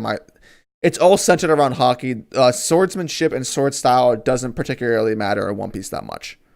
It's all centered around the magic system, which is the hockey system, which is fine. It's just not as entertaining for me, at least. Emotional investment contributes to quality. Yes, yes, absolutely. There are some fights that are so technically entertaining that it's like, wow, okay, that was awesome. But most times, an emotional fight is going to outweigh a technically advanced fight because of the stakes involved and what the fight is for. That's generally how that goes in storytelling. Sometimes that's not the case, like Gaara versus Rock Lee in terms of shonen is one of the highest valued fights. Because it was just awesome and fun and hype and everything like that, and it's better than a lot of the other Naruto fights that have stakes to them. But a very well executed emotional fight is more than often not going to beat things that aren't like that. It's the nature of how people get invested, because people put themselves in the situations and there's something that they're rooting for. On average, I would say that seems to be the correct summation.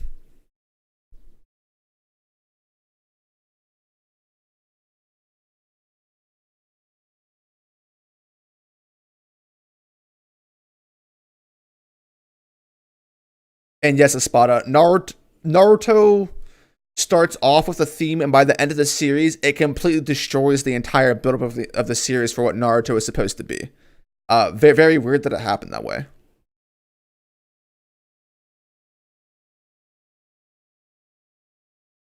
Just I like how you explain things, even if I don't agree with a particular point you're making. I almost always understand what you're trying to say, or at least we can at least find a middle ground, right? What was a particular thing that you were pointing out, Yak?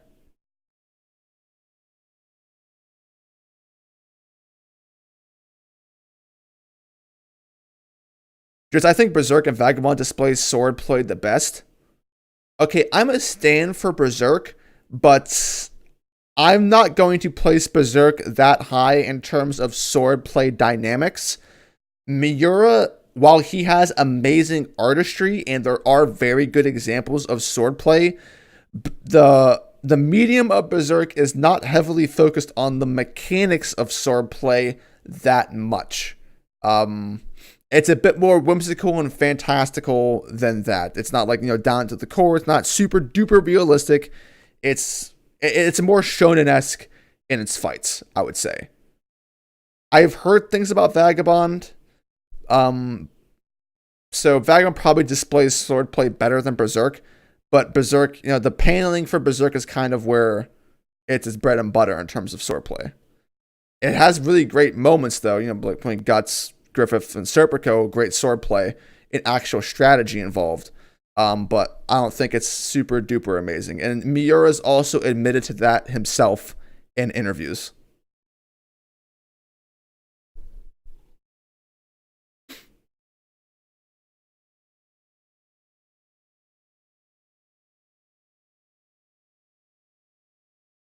Exactly. So why then is One Piece fights lackluster in your opinion? Well, as I said, some fights are great, but there's also the point where it's like, okay, some fights are amazing. Like Luffy versus Lucci is an amazingly emotional fight. It's probably the best fight in the series and has been the best fight in the series for years and years. The point is that a lot of those fights have not been replicated enough. Luffy versus Lucci is one of my favorite fights of all time. Fact. But a lot of the other fights don't hold that same standard because they don't reach that same depth of emotional weight. And then the mechanics do not make up for that lack of emotional weight. And a lot of that, whenever you're weighing an arc that's like the main fight has that emotional weight, the value and the quality of that arc is also put on top of that fight.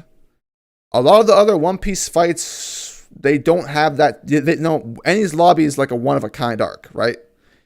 Not a lot of arcs are, Enies Lobby is a fucking amazing arc, one of the best arcs I've ever read. Not a lot of arcs are on that same level.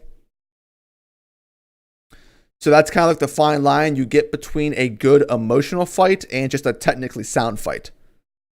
Technically sound fights are more common than emotional stake fights that are well executed. And One Piece doesn't have the most amazingly fantastic technical fights, and it doesn't have a plethora of emotional fights that are at that level that they overcast the other better, more entertaining fights in other series, in my opinion.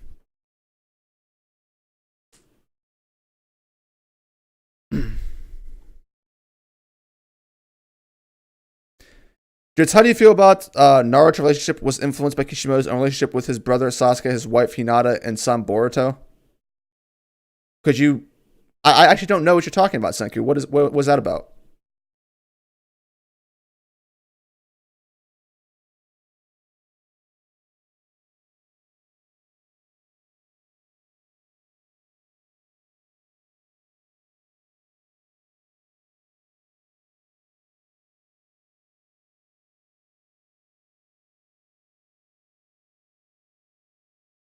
Crocodile, Dofi, Arlong, and Bellamy are just some examples where I think there was heavy emotional investment.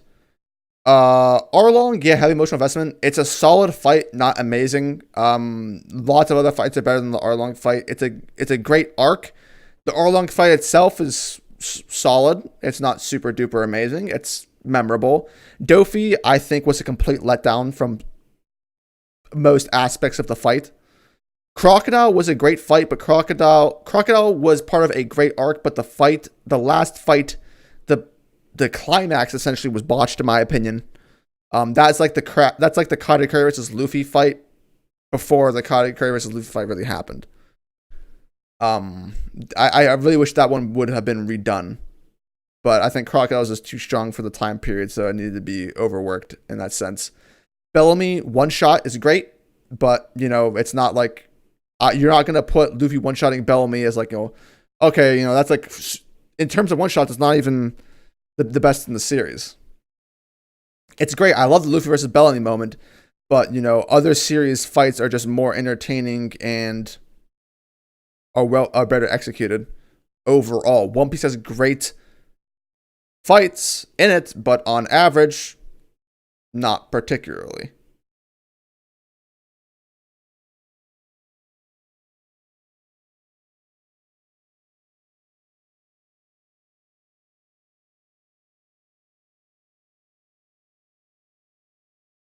Just what are you more motivated to work on? Videos for the channel or your story? Well, right now I'm kind of like in this gray realm where I'm kind of waiting for something to happen in the next couple weeks. So I've been kind of like putting off everything else until I know what's going to happen, and I can't go into details.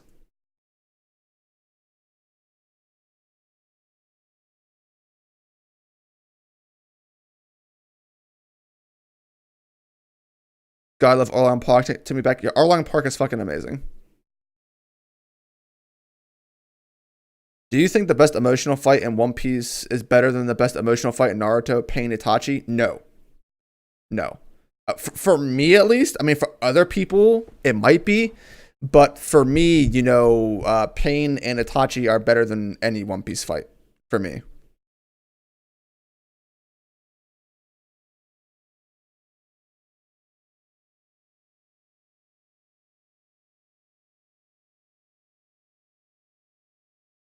Even, Pain versus Jiraiya is better than almost every One Piece fight.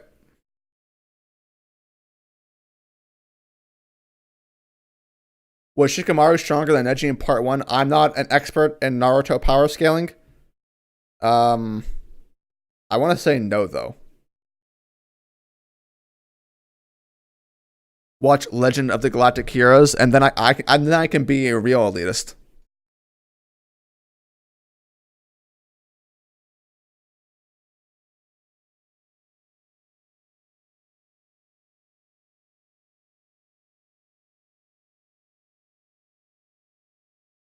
The Itachi fight wasn't even that good. I don't know. I thought the Itachi fight was pretty cool. TBH.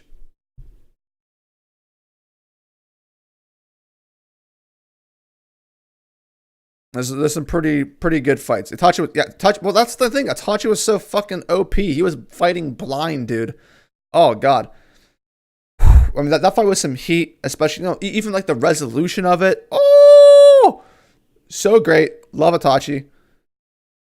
A Jiraiya fight whenever he dies. Oh, that's amazing as well. Even like the lesser fights that like aren't like the apex of the series were pretty good. Um, you know, oh, even like Sasuke versus Deidara. Gaara versus Deidara was solid. A lot of the Akatsuki fights are pretty solid, man. Neji versus Naruto was pretty trash. Naruto versus Sasuke part 1 and 2. Great. Amazing.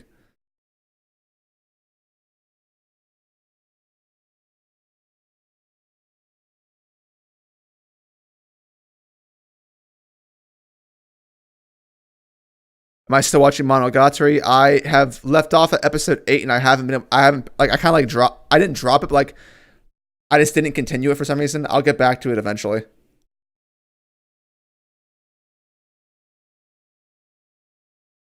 Itachi plot twist was still one of the greatest flashbacks I've ever seen. Oh, it was amazing. It was amazing. I thought the pain fight was cool in the manga. The anime was different. People give the I don't know, like I actually like that wonky all over the place art style for the Pain versus Naruto fight. I don't know. I liked it.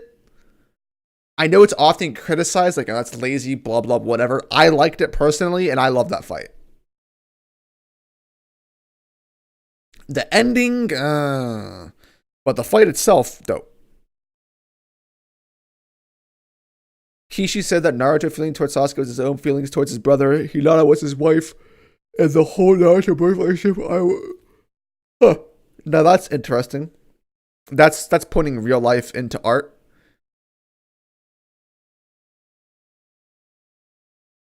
Sakura and Chiyo versus Sasori was so underrated. It is underrated. It's a solid fight, to be honest.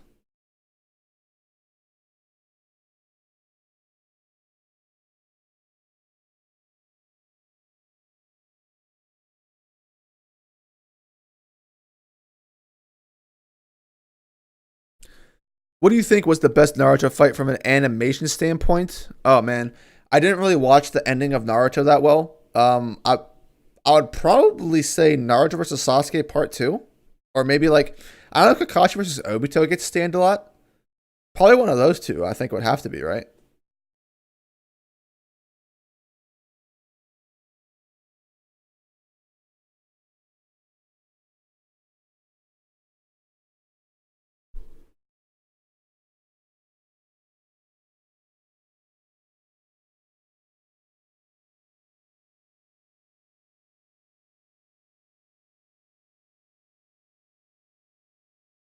Funny, at some point wasn't it that Sakura was modeled after his wife? I'm not sure, but Sakura just Kishimoto's writing abilities aren't the best, man. He's not that great of a writer.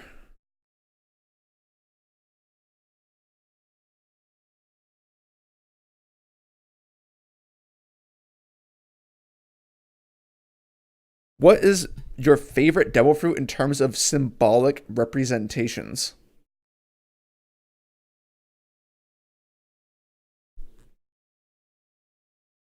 Wow, what that's uh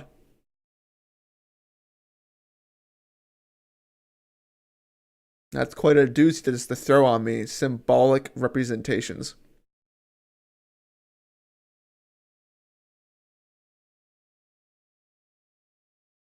Oh, Shit.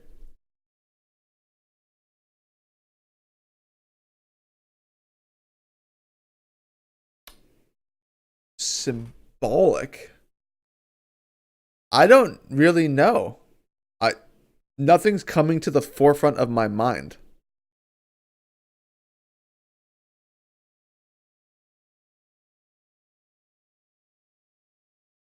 I should watch Devilman Crybaby if you haven't already seen it. I've seen some clips from it. I haven't actually seen the series though.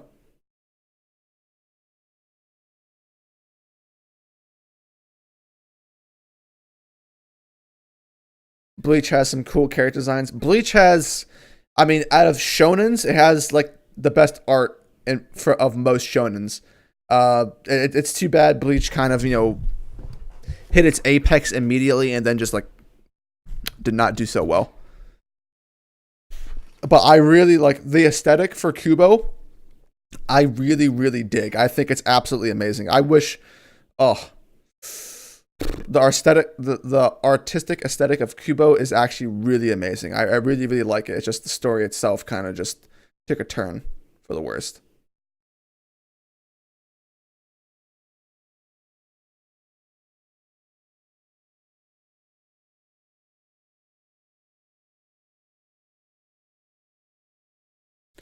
Rob Lucci versus Luffy is better than the fucking Itachi fight.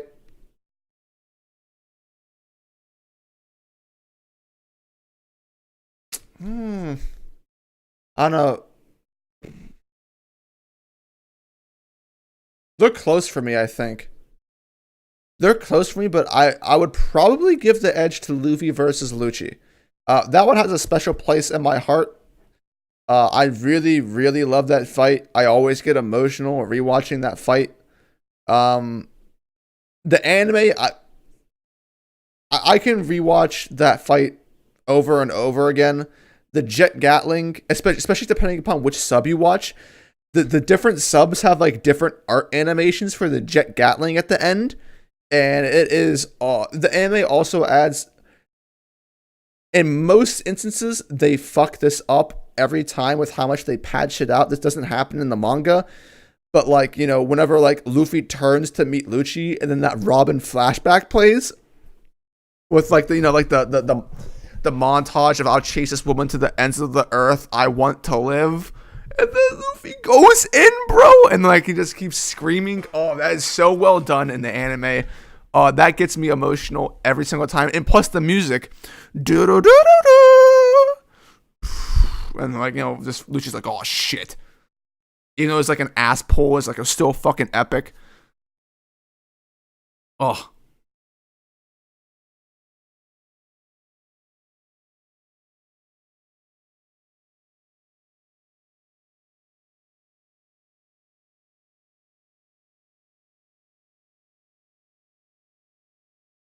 Ooh.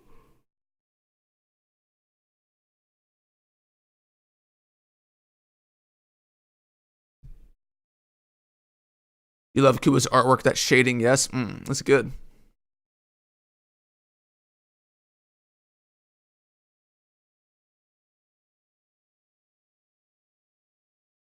I love the art style of Kubo except for most of the black characters. I mean, fair enough.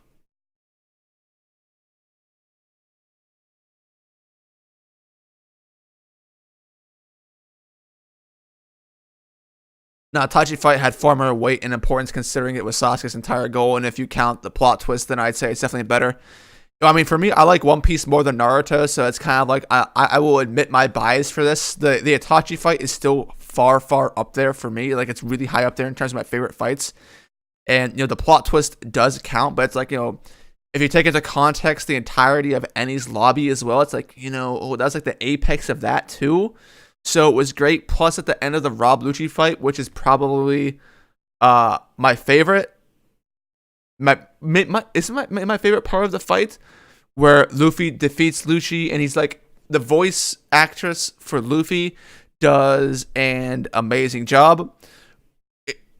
Really, really good addition. This makes it pretty good in the anime and the manga. It's still great. But whenever Luffy's like sitting there and he's breathing out, you can hear the voice actress making that wheezing noise where it sounds like there's blood in the lungs. And then it screams like Robin, let's go home, and he screams that out, and then Robin cries. I'm like, oh shit, that was awesome. Love that part. But the Sasuke versus Itachi fight is amazing. I say it's basically up there with the versus issue for me. I don't know if you heard that, but I yawned the entire way through.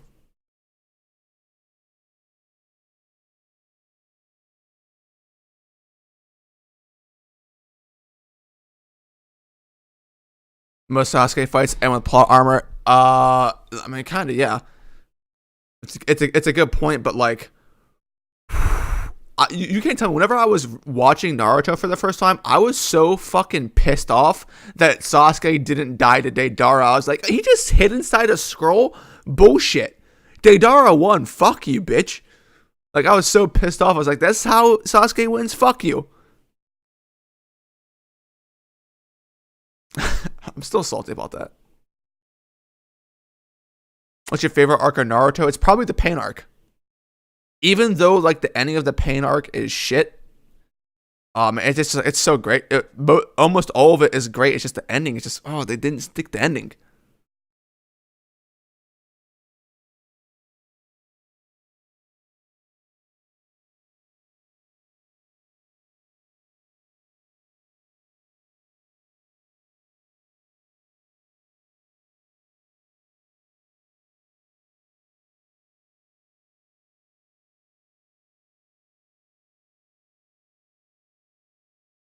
Name one thing you like about Sanji.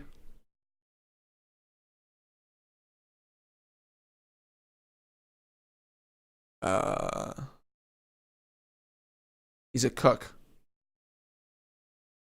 He's got that one anime filler in G8 where he has the most entertaining cooking feat he has in the series. I like that part. Um, I like I like Sanji at Thriller Bark at the end with Zoro. That's probably my favorite moment for Sanji in the series. He uses his legs to fight. I like that. There we go.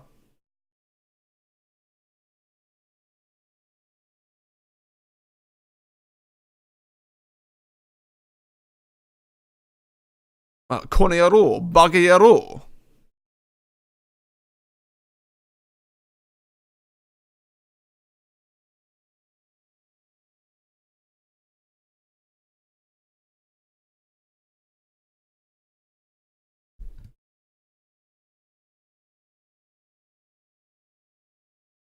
How do you get from the Pain arc to the end war? It's just ugh.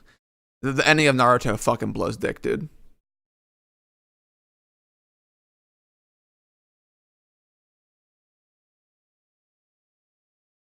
Sage of the Six drag downs drits. Sounds good, man.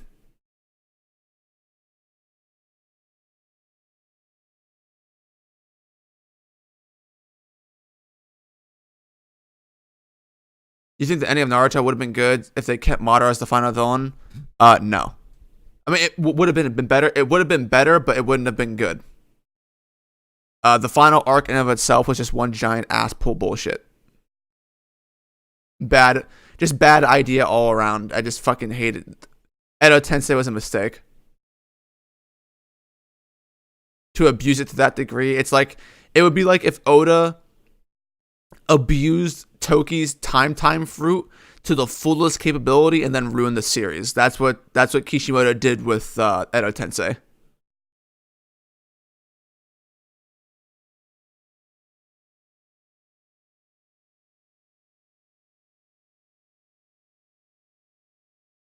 Sanji has the coolest fighting style in the Straw Hat Crew, no cap.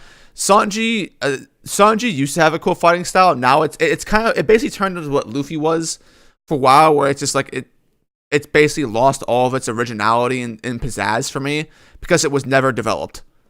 And now it's just like super like I just Diablo John by everything, blah blah blah. It's like when Luffy goes to Gear Second for literally everything, it kind of loses pizzazz and like there's no real technique involved with it. Um, as I've said before on multiple occasions, I think there is a lost art that went along with Sanji's fighting style that just never got developed. That I would have loved to have seen done.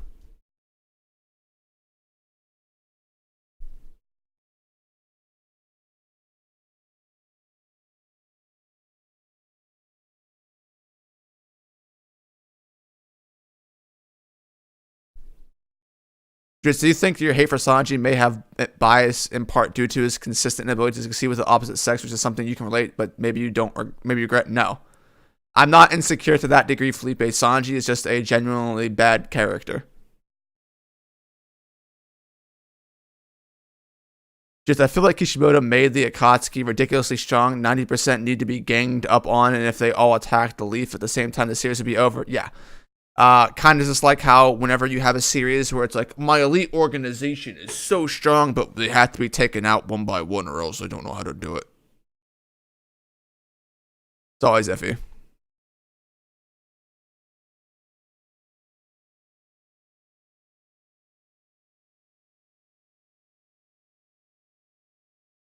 When do you think would be the proper time for Tama to figure out Ace and Luffy are brother now that we are this deep? Probably about 30 chapters ago.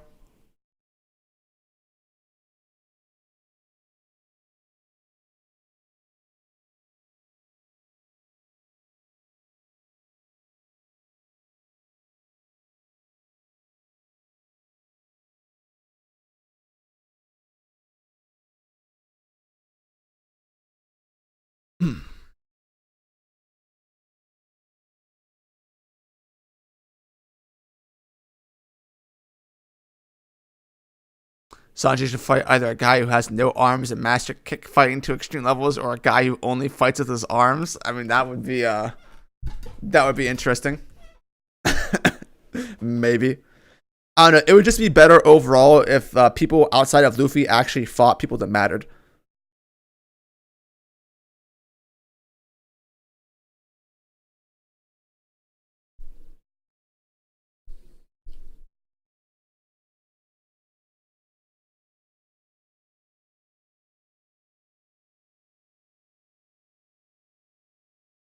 Who do you think has the coolest devil fruit? Coolest. I mean, it depends on what you like the most, right? For me, I mean, I like wind-based abilities and fire-based abilities. So like, if Dragon had a Wind Logia, I would really, really like that. If I like Ace's ability, I'm kind of like generic abilities. I kind of like I know as a fruit, it's pretty cool. I like Aokichi's fruit a lot as well.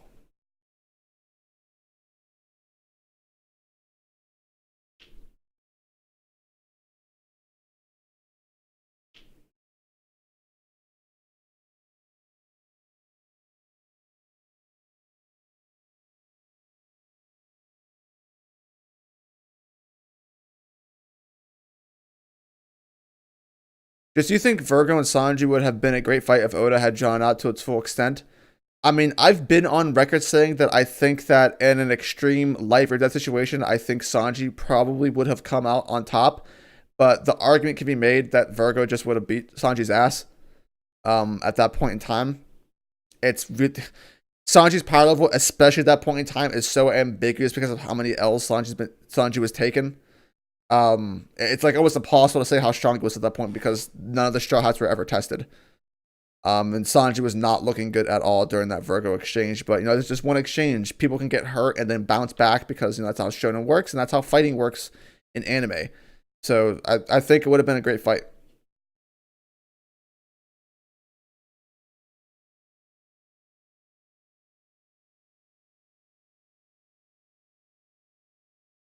Yo, what's up, Strix?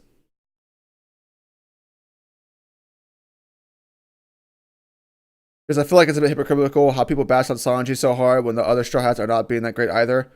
Well, I mean, some people just don't like Sanji, but I mean, I bash on every Straw Hat, so at least you can't call me super biased, right? Because I literally make fun of all the Straw Hats, so there we go.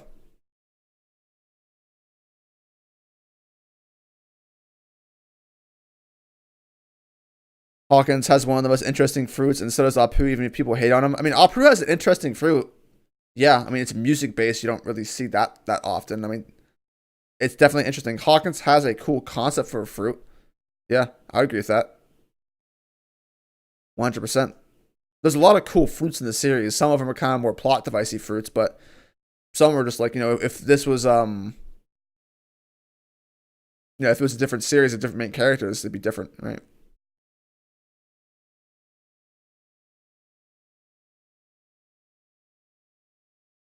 When was the last time you made fun of Nami? Anytime someone asks me the pros and cons of Nami, I've made fun of Nami multiple times. I've made fun of Nami in this arc.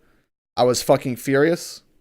If you don't remember, I called Nami a bimbo.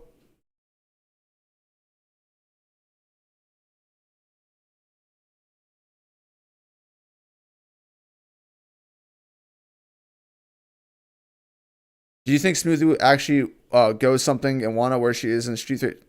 Nope. I think Smoothie will basically be a background character and or defeated and or basically just like on the side of the screen for the rest of the series, and she will be irrelevant. I think her time is past.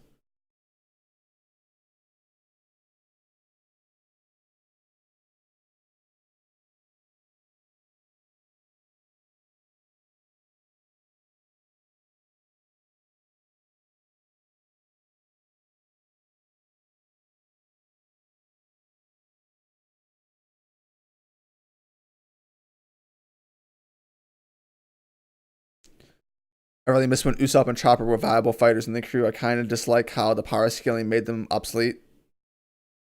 Fair enough, I would say.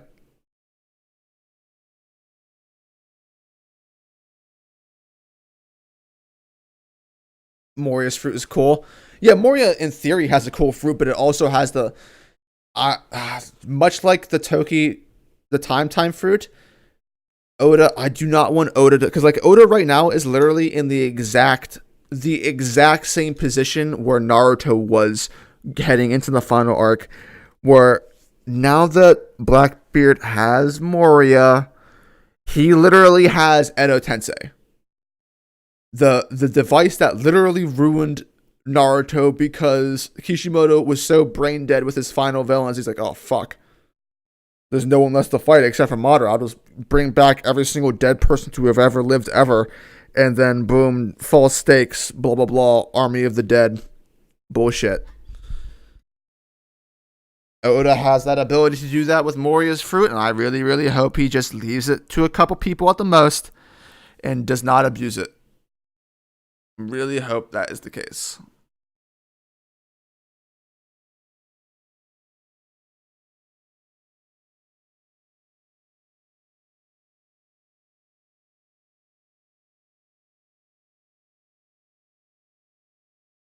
Magellan has a cool fruit. Magellan does have a cool fruit. Yeah, I think Magellan has a pretty cool fruit. I like Magellan, to be honest.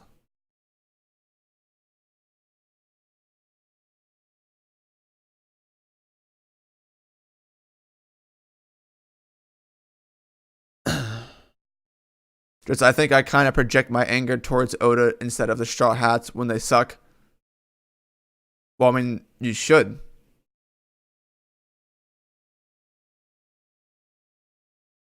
Is there any fishman with a devil fruit power? If yes, does that fishman lose his abilities to swim?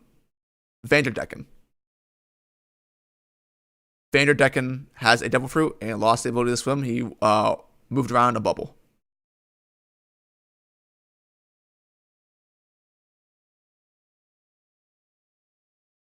Just do you like believe there's commander level? I do believe there is commander level, but I think that it can be skewed. There's like massive inflation in the One Piece verse where the commander's bounties are essentially inflated because they get an inflation because of their affiliation to Yonko. So if they were by themselves, they wouldn't have nearly as high of a bounty. I don't think, at least. Um,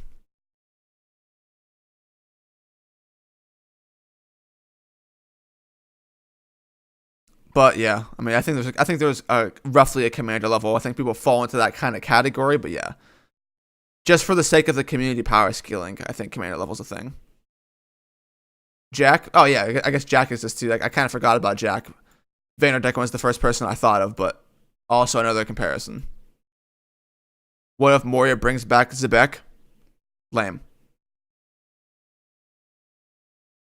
What are the strongest characters you would be fine with bringing back by the Shadow Fruit? It like if you're bringing back strong characters, then make it for a character motivation and or reason that actually matters and or progresses your current characters. Like the only characters I feel like you could actually maybe do something with that would like like, oh, this actually matters to the main cast because they have to overcome X, Y, or Z, and this changes their perspective on something, or it gives them closure. It'd be like if it was executed well, and that's always like a big risk. Like Ace, maybe Whitebeard to like complete the betrayal, whatever. Don't bring back Roger, don't bring back Zabek, don't bring back, all these other OP old dudes that are dead now. Don't do that. It'd be so bad. Just, if you want to bring back, a couple of guys, it's like, oh, they don't have their devil fruits, but it's like, oh, these you have to beat these characters to overcome something. Okay, cool. Whatever. They don't have their devil fruits.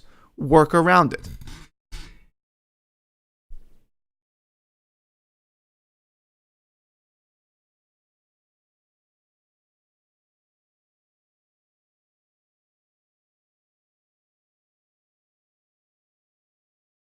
What's something, whether it be an aspect or a theme, that you would like to see more of in Berserk?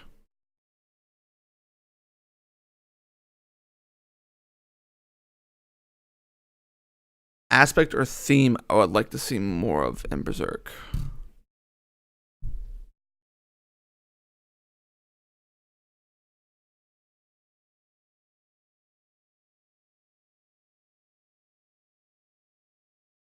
I would like to see the side characters be more combat independent, because right now it's like a team where it's like they're playing an MMO where Guts is playing tank, and we have a mage in the background and then some other players, but Guts is like also playing like AD carry, and he's doing like all the damage and tanking all of it. It will be very, very good to round out the cast and combat ability, and to bring some characters up in terms of their meaning. Like, we've had Farnes have her go through her continuous character developments. We've had Shirke, we have Guts. Serpico's kind of mellowed out. He needs to like be a bit more viable, but people other than Guts need to start handling the big guys, I think. Outside of that, it's like you could make Isidro more viable character, bring back Puck, stuff like that.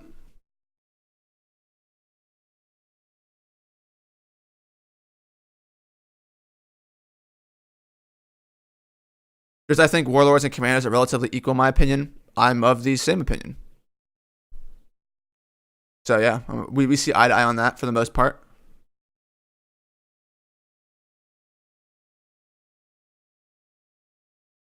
What do I think about Bodie Jones' character? Lame. I mean, no one really likes Bodie Jones.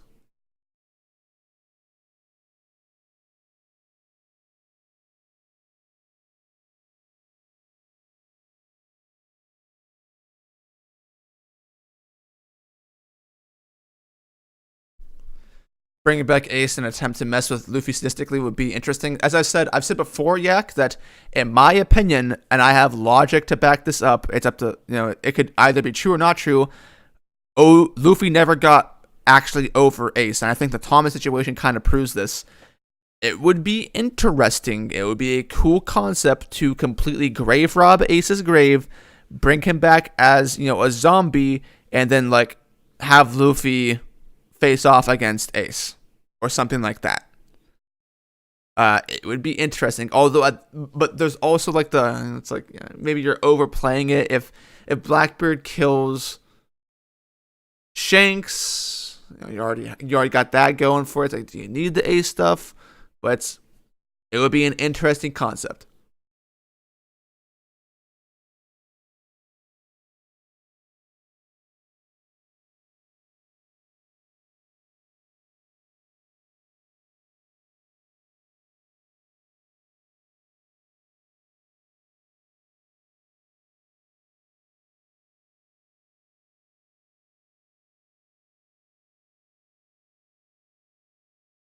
How do you think the supporting cast for Berserk will power up, because they definitely need it?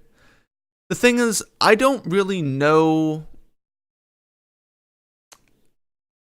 Depending upon where the story goes, I don't know how strong they'd really need to be for the Berserk story to end.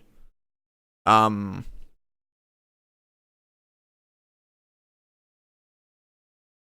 I don't know. It's a tricky thing to do. It would just be a nice way to round out the characters because the Berserk has absolutely top tier characters. It could stand to do to give the side characters a bit more individual shine combatively, just to establish more independence. But I don't think they're not going to be taking on God Hand or anything, right? But they could be taking on apostles and stuff, and maybe have like their own like guts-esque fights where like they get like fucked up, but they eventually win and stuff. That would be interesting.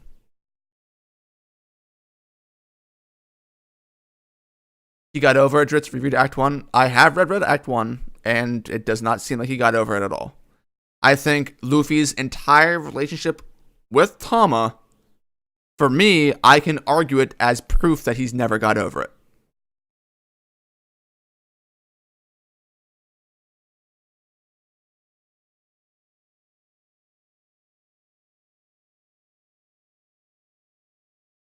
It would only look worse, to be honest, considering he wouldn't have even had his Doubtful anymore. It doesn't for power scaling purposes. This is completely irrelevant. It's all for the psychological aspect. I don't need like Ace to be brought back with a zombie shadow or something, and like he has to be super duper strong. It's the character part supersedes the power scaling part.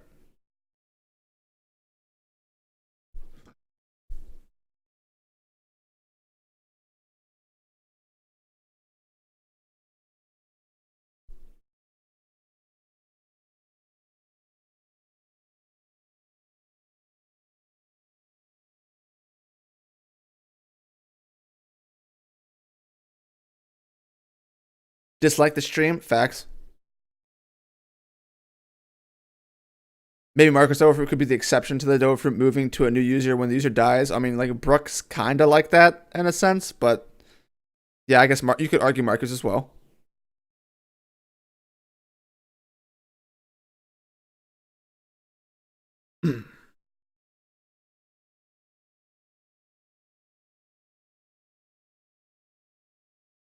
But the way the shadows work, it would really be Ace kind of, sort of, maybe. Well, yeah, a little bit. So, like, maybe his physical prowess might be there to a certain extent, maybe just a bit nerfed.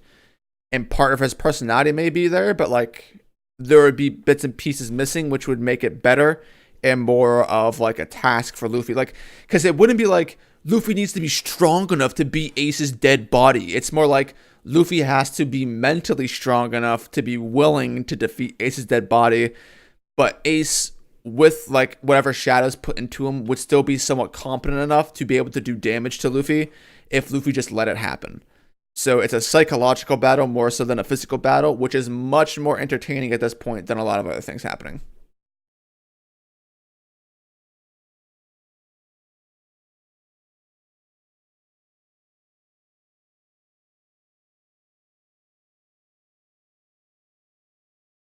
Yo, Trent Money, my G, what's going on?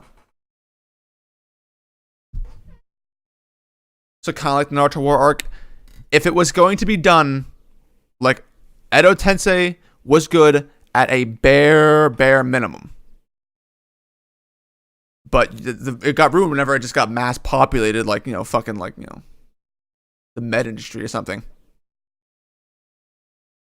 Interesting. Why do you think he hasn't gotten over with it? Because the entire basis of Luffy getting over Ace was, think about it from a logical perspective. Oda could just say, fuck this, because whatever, I don't want to do it.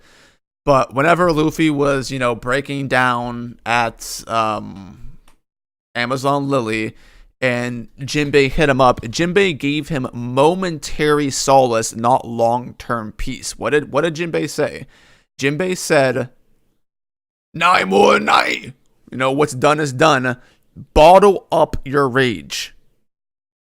Basically, forget about it for now. Don't deal with it. You have to hold in your feelings and then hide behind them. What happens when you suppress your feelings without actually finding inner peace? They rise up again at some point in time.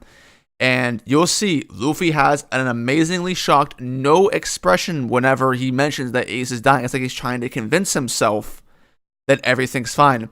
And it hasn't been really made too much of a point, right?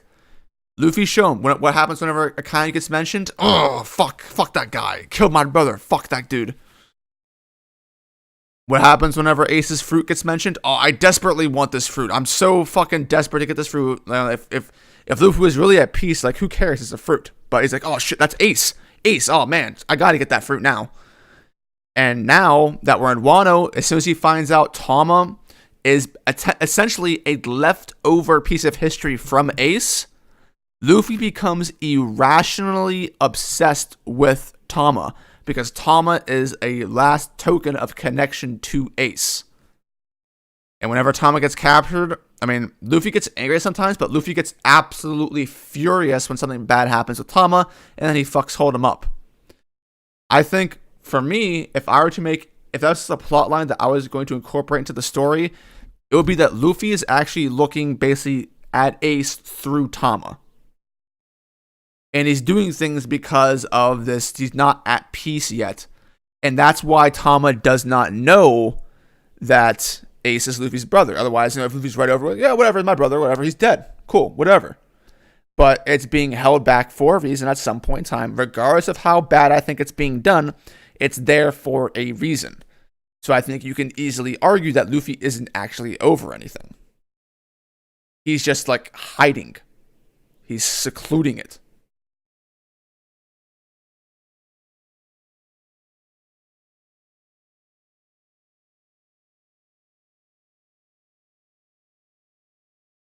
Do you think Luffy has to fight Akainu, or will Sabo do it? Or maybe attack him? I think Sabo is going to do it. Maybe Luffy and Akainu clash in something, but I think Sabo will finish it for him.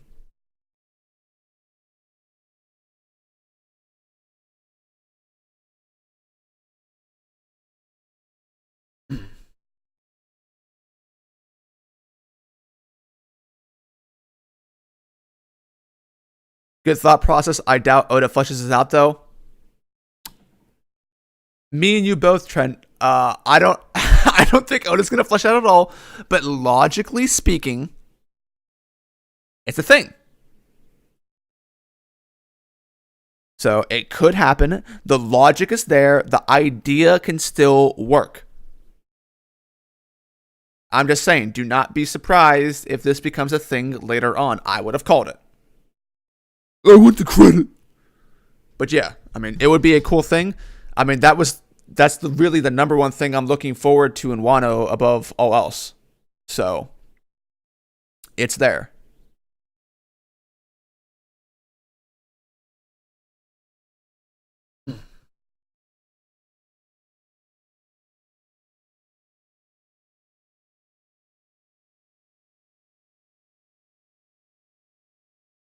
What's up, Jatin Kumar?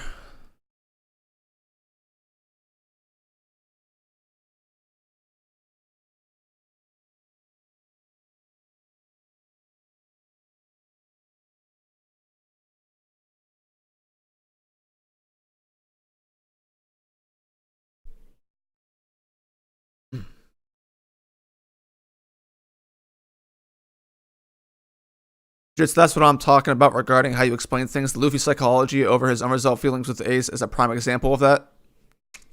Thanks, I appreciate it, Yak. Are there any aspects of any typical magic system that you would like to see in Berserk that there's not there already? Well, Berserk's kind of going for a traditional magic in terms of like mana and like gathering it from the world, and it's kind of loose as to what you can do with it.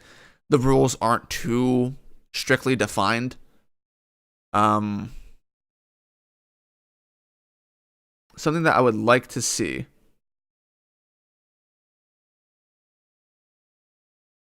Magic wise.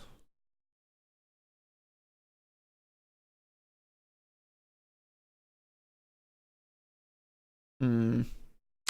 Honestly, with Berserk, it's kind of hard to insert like a wishes for magic, because it would have to coincide with the continuity of the magic system. It's hard to just insert stuff into that.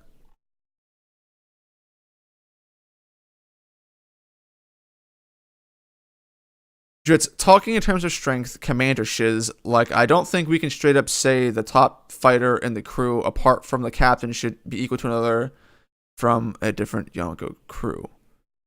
Wait, are you trying to say? Wait, okay, let me read this again. I don't think we can straight up say the top fighter in the crew, aside from the captain, should be equal to. Should are could you kind of expand upon that a bit more, strict? Strict.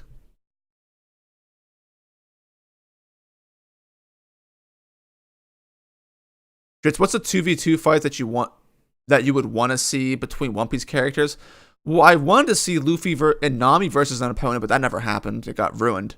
So now I would really like to see an actual fight with Luffy and Zoro versus two people. That would be cool because you got Luffy and Zoro are the closest. Luffy, Zoro, Nami, Usopp. Those are the closest members to each other. It would be nice to see something going on there.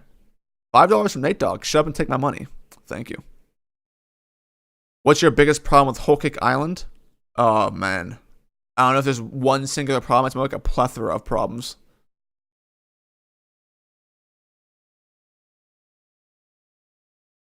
It's after this flashback, we're essentially in the end game. We're going to finally see where the Straw Hats are at in terms of power thoughts.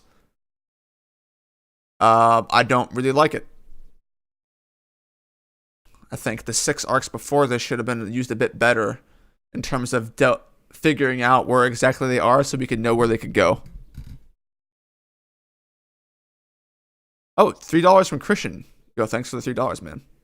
What's up, Alex?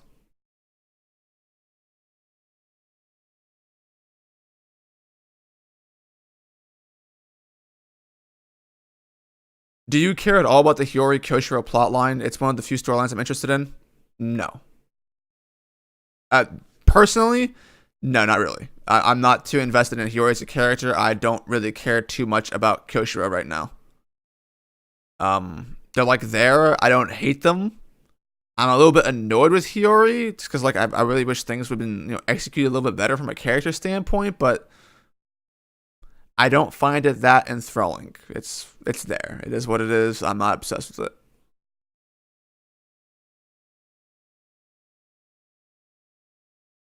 Luffy and Zoro versus King and Smoothie.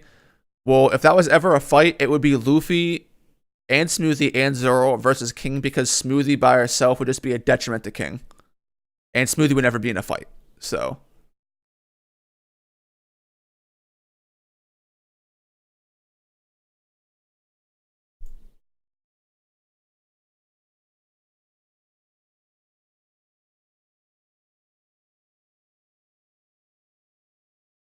Will want us to pass Whole Cake? I mean, at this rate, no, which is shocking, but it should, yeah. Do you think Odin was Admiral level? I don't know. I have to see more. Dritz, what potential Luna moment would you like to see in the future that doesn't technically confirm them? I would like to see another hat scene. We haven't had one for a really, really long time. I would like to see something happen with that Sun Wukong mythology where Nami has the Nimbus, the Jingu Bang, and Luffy's like the monkey form. It would be cool to see like a combination of that. Because Luffy has at least been foreshadowed at some point to ride Zeus. It would be kind of cool to see where that would go.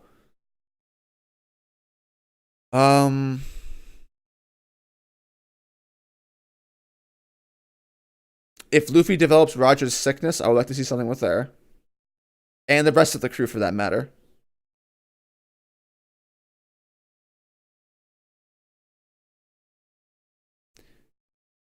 Is there anything I like about Wano so far?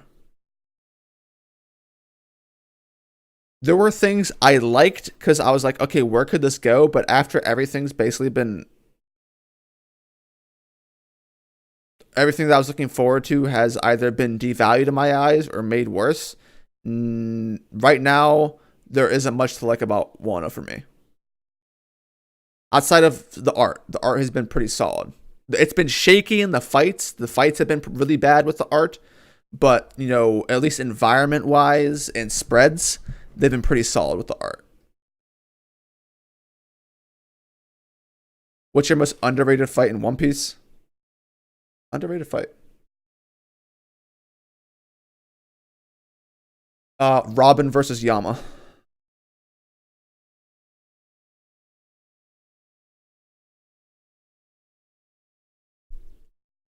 Just please tell me you think Puck's character was handled terribly. Yes, it's one of the biggest downfalls of Berserk. Berserk, I stand Berserk, but Berserk has a plethora of errors that I've talked about ad nauseum. Puck was handled absolutely awful. Done so dirty. It's fucking pisses me off.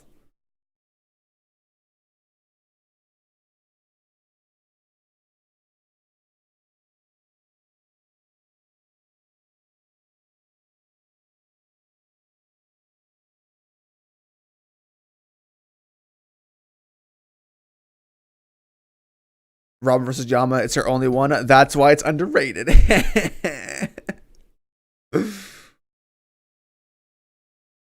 What could be Chopper's shining moment in Wano?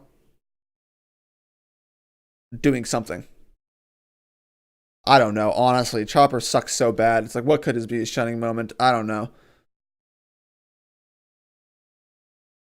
The only shining moment I could see for Chopper is if the idea of Luffy getting the disease actually happens, we see a genuine heartfelt moment with Chopper, or if Luffy gets severely injured with the Kaido fight like he should, like Luffy's life is in serious jeopardy. It's not like oh, here's a singular bandage and you're good to go. I would really like to see Chopper as a character challenged and have it matter. Oh God, fucking please. But I doubt it. No, you're a Lakers fan. You happy to see balling out with the Pelicans? Oh, Brandon Ingram? Yeah, I mean, the Lakers are doing great so far. Everything's been going good. I'd like to see how Lakers doing. The Pelicans have run into some rough luck with, Zion getting injured, but I like to see where they're going.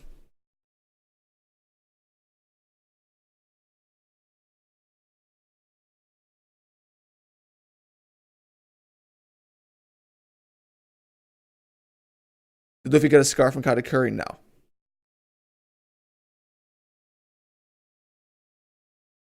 It's most mishandled Straw Hat aside from Chopper. It's probably got to be like Sanji or Robin or something. Oh, no, Brook. Probably like Brook, Sanji, or Robin. One of those. I'd probably say Sanji. And Sanji is, on average, a more relevant Straw Hat.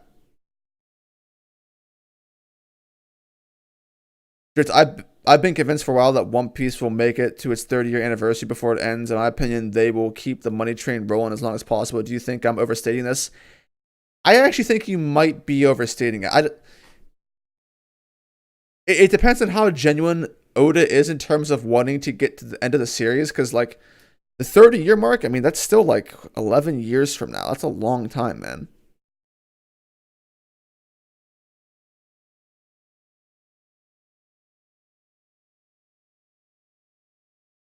Why'd you put on the stream with us? Because you got to pay for that.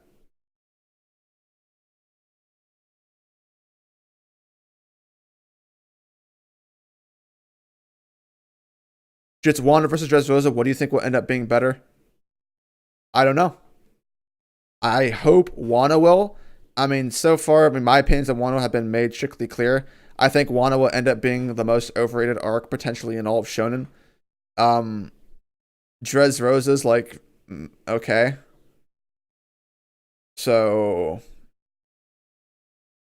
it's hard to say. Maybe the ending of Wano will just be that good that it makes up for, like, it doesn't make up so that it's amazing, but it'll make it better than Dressrosa.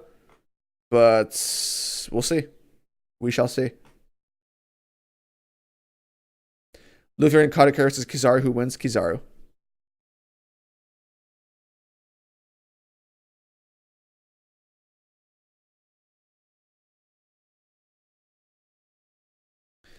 Luffy had a hole in his stomach and it didn't mean anything. Yeah, and what made it worse is they're like, Luffy, if you lost one more drop of blood, you would have died. Literally one drop. And it's just like, it's just a tire meme. It's like, lucky Chopper. Porzingis and Luka are looking way more dangerous. People thought, yeah, they are looking good. I hope Porzingis stays healthy. Big men and injuries are so frightening because they're just gonna keep getting hurt.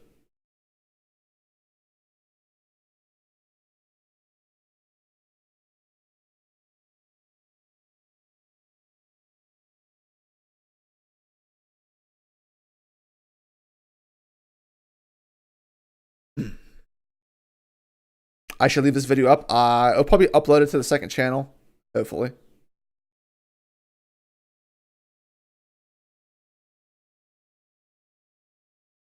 Overrated by who? No fans are saying Wano is amazing right now. I think you mean overhyped. I don't know how far around the fandom you've been, Christian, but if you've looked and talked to people, I've talked to many people who think that Wano is this god tier.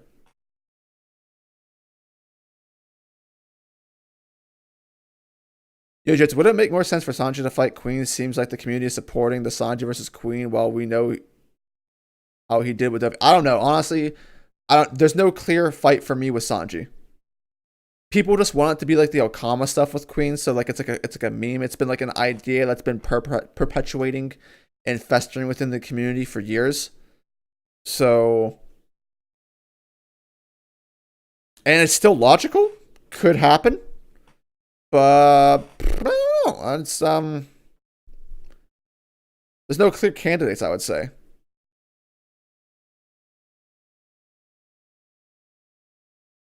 How was the One Piece movie? I've heard it was good. What's your favorite type of Berserk panel? Use of motion, use of black and white, etc. Oh, with Berserk, it's kind of. I don't know if there's a favorite that I have because there are so many that are great. Because Mira does a really good job with virtually every type of combination, in my opinion. Black and white, motion, paneling, where it's combined with the artwork, where it's all one continual flowing piece of work. Dialogue mixed with portrait-esque drawings. He does it all fantabulously. I think it depends. There are just some that just like hit harder, like Guts coming out of his rage when Cask is behind him, fucking iconic. One that really strikes with me is like, have I ever wielded a sword this heavy before? When Guts is fighting in the rain. Oh my god. Oh! Sick.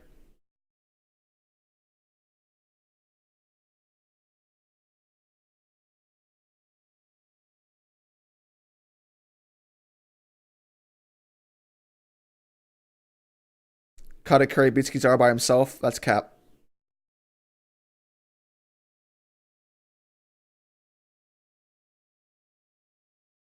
Most man has been around for 22 years, so 7.5 years to get the 30th anniversary. Okay, maybe it's a little bit more realistic now.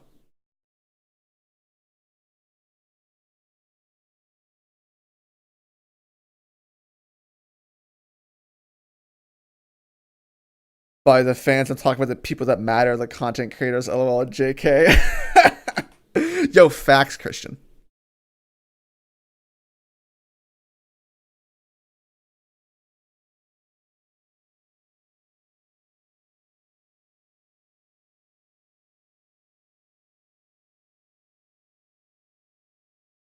Santos, I'm not getting into these bad takes about Luffy being able to beat any single admiral. Please do not do this.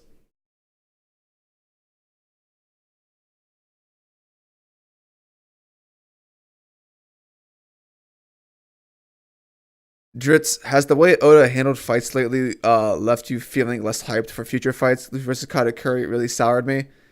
Well, I mean, yeah, a little bit. The Dofi fight was like, eh. The Cracker fight was awful, and the Katakuri fight was, for me. Some people loved it, so if you loved it, you loved it. But for me, it was a disappointment. So the last, and then before Dofi, we had Chinjiao, Caesar, Hody. So not a great track record so far, I would say. But you never know. I'll take it by a case basis, but yeah, I don't know. It's weird. We'll see what happens. Wano should be an arc with a lot of fights in it, so we'll see what happens with Wano. I don't know. Maybe it'll be amazing.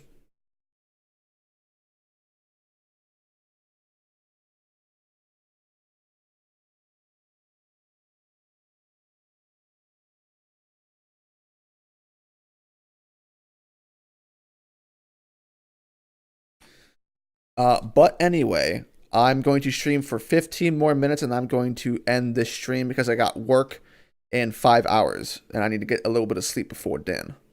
So 15 minutes and I'll end this.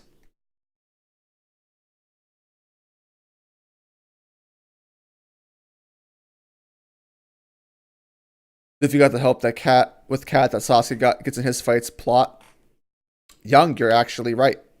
You are correct. Just trying his best to be optimistic. I try, man. Like I'm trying. Like I don't know. Maybe the fights are gonna be amazing. I mean, many people suspect, and it's kind of weird because most people that I talk to when I try to talk about the elements of stories, like, oh, well, the fights are gonna be amazing at the end of the fight. Maybe the fights at the end of Wano are going to be that fucking good. You know, could be amazing.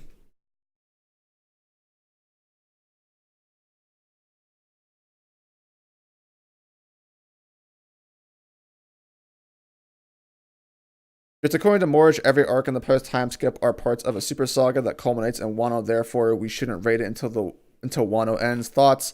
I think it's beyond repair now, but I hope so. I think that belief is, and I know Morge is trying to do his best to defend it, but I feel like it's heavily misguided.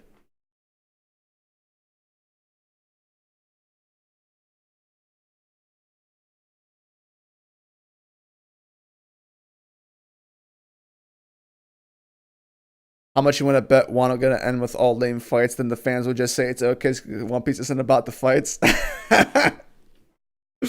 Oh man. Check them DMs. I will check them in the morning. Strix.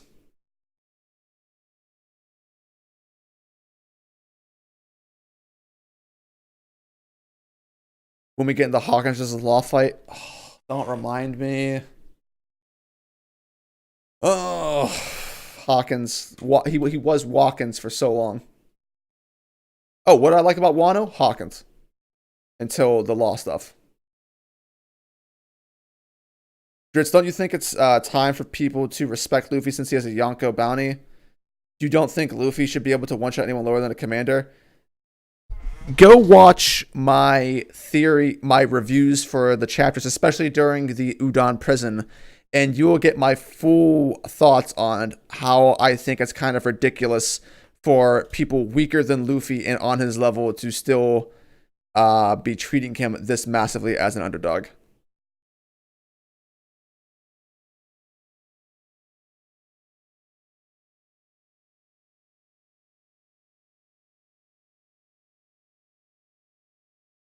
I feel like content creators are going to be the opinion of One Piece for the history books. I feel like we are going to record the history in video form. Christian, that's actually a very, very, yeah. I would say you're mostly right on that part, Christian. Mostly right. $15 from Julio Gonzalez. Thank you for the thank you. No dialogue or anything, you know, no chat. Thank you for the donation. I really appreciate it, Julio.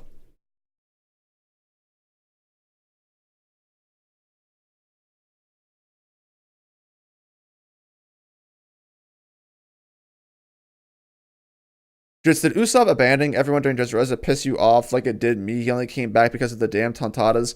Yeah. Many people point to that as Usopp kind of regressing. Regressing by itself isn't a bad thing depending on how it's done, but the way it was executed with Usopp was like, it was just all for memes and it was like irrelevant to his character. It was disappointing.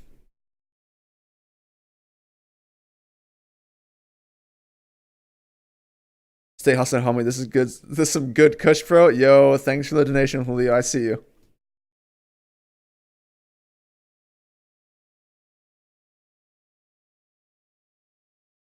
Dritz will be the ripped pages. Definitely. I am probably going to be someone who is easily forgotten in history because of my stances on One Piece. It will obviously be drowned out by positive acclaim. But that's why we become the Void Century boys. Hello, Drit's the best YouTuber. Yo, what's up? A Koji. Imagine losing the treble. No. Yeah, remember when Chopper and Brook got neg diffed by Para Sparrow? Remember when Chopper lost the trees?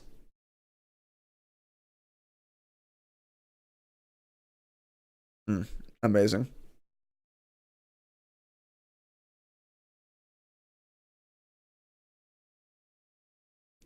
The movie gave Usopp more development. Somehow that makes me angrier.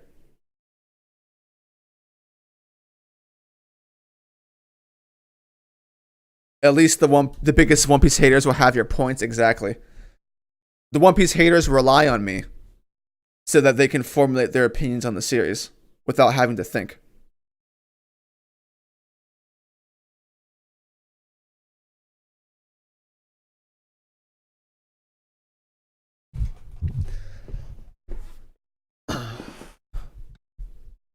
Wano is the arc of off-screen, yet fans always defend it by saying the anime will cover it.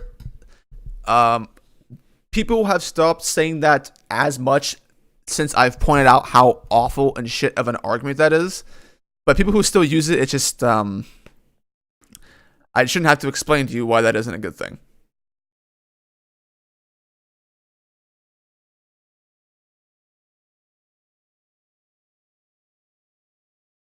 Remember when Queen lost the stairs? I mean, that was an extreme diff battle.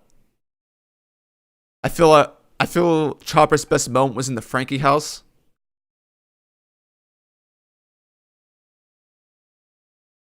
I mean, first Monster Point Chopper was pretty dope.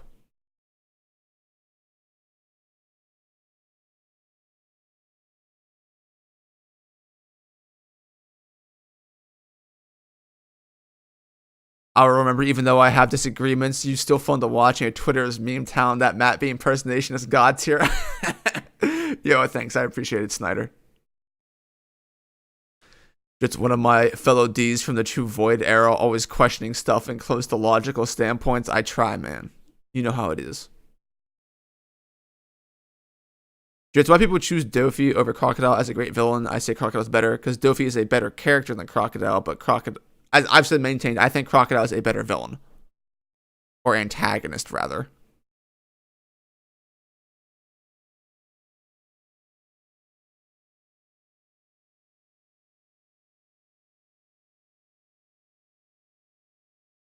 Mario is a better character than Chopper.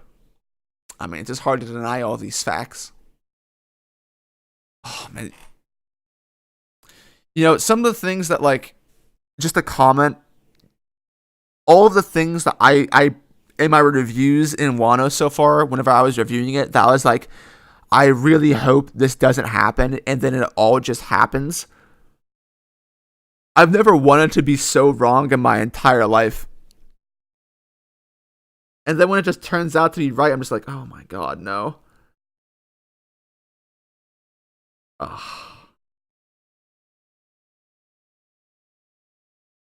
Never knew I wanted to be wrong so bad until I read Wano.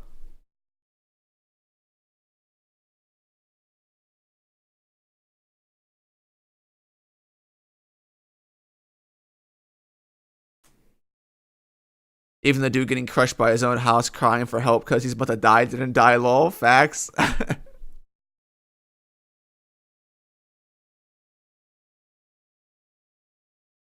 When are you going to buy a Silky? I don't even know what a Silky is. Queen's death makes less sense at each chapter. I mean, in a world where people don't really die to things like that, it seems awkward. But I kind of like the tragic sense of it. I wish it was kind of just mostly real, to be honest.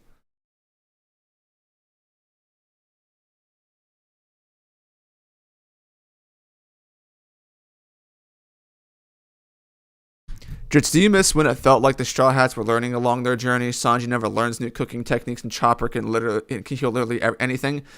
That's the thing. Chopper isn't actually that good of a doctor because he's failed more times than a New World than he's succeeded. But, yes, overall, Sleepy African, yes. Would you ever consider doing a Kingdom live reaction? Well, I mean, I've read 442 chapters, but I mean, yeah, I would consider it.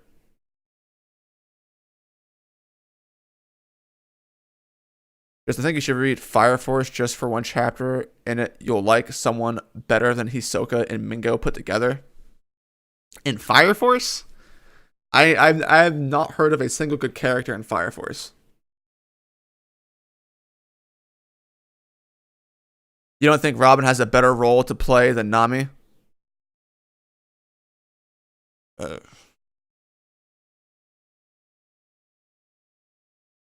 just updates on the story. Got a name yet? No name yet. The name will be something that comes like later.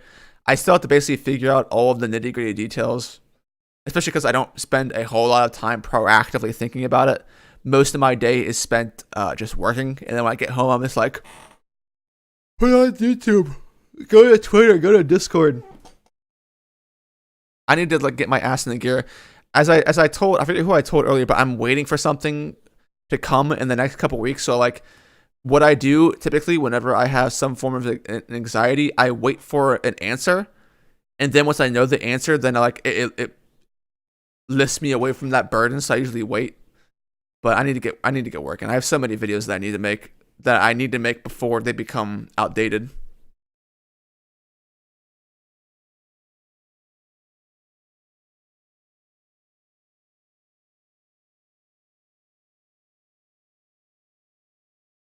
Would you want more interaction between the crew if it meant the story progression would decrease? 100%. 110%.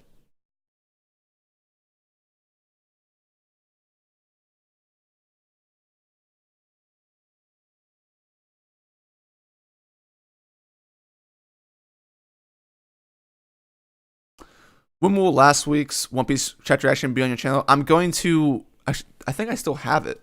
I'm going to upload both onto my secondary channel.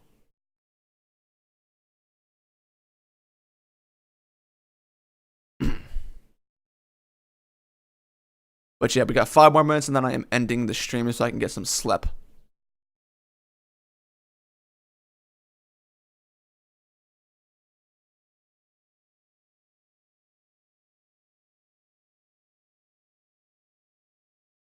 Just thinking through the details of a story is exhausting. I'm tired just thinking of some of the things in my story. I mean, creating a story that's original, fun, unique, and then makes you satisfied is hard to do.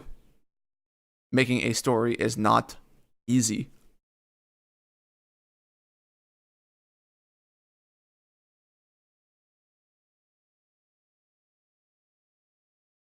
Yo, Hyphy, what's going on? What games were going on tonight?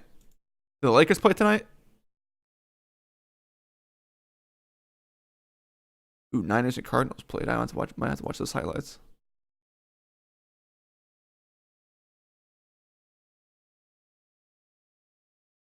All right, I guess we'll have to find out. Strix, you work today? Yeah, I work in about 6 hours, and it should be an easy day today.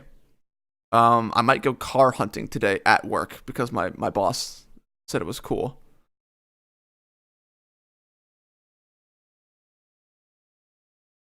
I know how it is. It's hard for me to get motivated to write, but drawing comes easy without pain. Well, I mean, I think there's something admirable about what you and Eric do, Christian. You guys both genuinely have a passion for drawing. I can't say I have something like that in my life. I do not have something that I could think of where it's like, yeah, I would genuinely love doing that all the time. I don't know, maybe I'm kind of weird like that, but it's like, I don't know if I have a thing called a dream job. I don't know. Because anything becomes boring at some point. I don't have that insane drive to become better like that. Like one of my good friends, he's obsessed with software engineering, and he just does that for fun. He reads books about it on the side for fun. I don't have anything like that. It's weird. It's because I'm not motivated. Yo, bug development. Hey. I still have to read Christian's webcomic. My dream job is being lazy. I mean, yeah, yeah, that's basically mine. I don't really want anything. I don't know. It's not a good sign though. That's what parents always tell you when you're growing up, right? Find a job that you love. Do you think it would be a good thing for Oda and One Piece if it was dethroned in sales? Yes.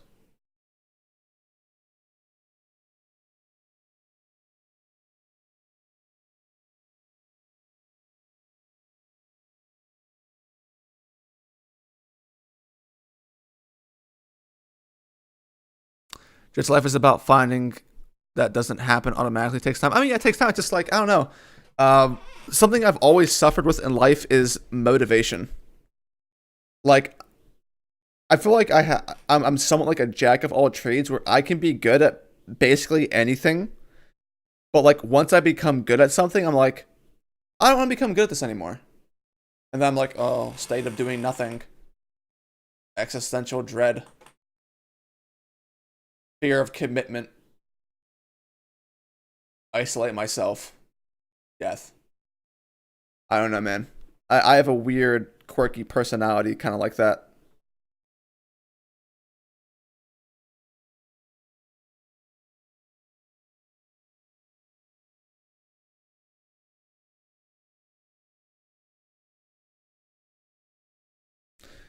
Dritz, are you looking forward for a rematch like with Luffy against CP0? Only Lucci.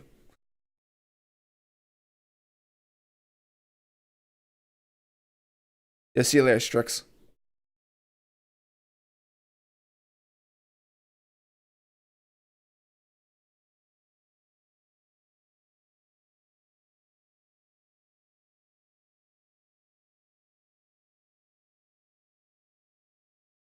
Shout out to my Indians who are forced to be doctors or engineers. Yeah.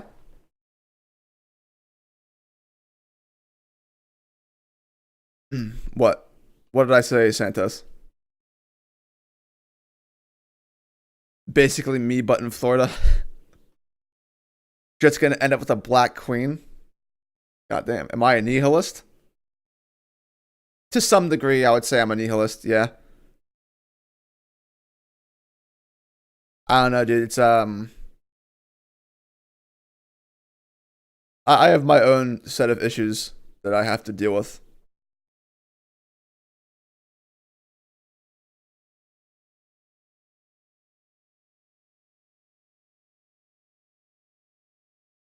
But I mean, I used to be more motivated whenever I didn't have to like have a life. Really, when I was a student, I was more motivated to do stuff than I was now that I'm in the workforce. Now I'm just like, am I work the for me it's 7 to 4, but it's like work the 9 to 5 job, come home, too tired to do anything. Life loses meaning. I have a hobby that I have talent for, but I don't want to put forth the energy for that talent because I would rather just sit here and do nothing. But at the same time, regret it. But doing nothing feels so good. I just don't want it. The drive's not there.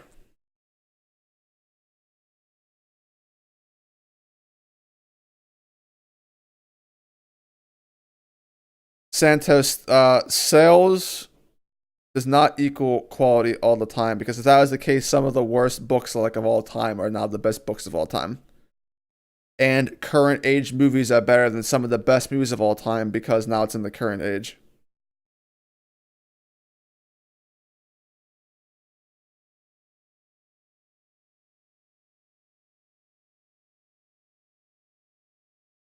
Did you say it would be good if One Piece dropped in sales? I think it would be for Oda as a writer because Oda's essentially admitted to being complacent.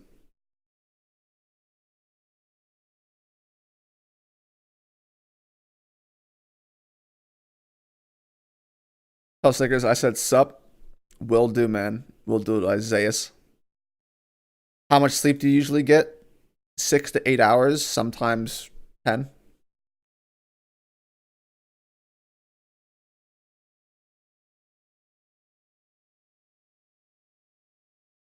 What is the meaning in life? Uh, I think it's responsibility.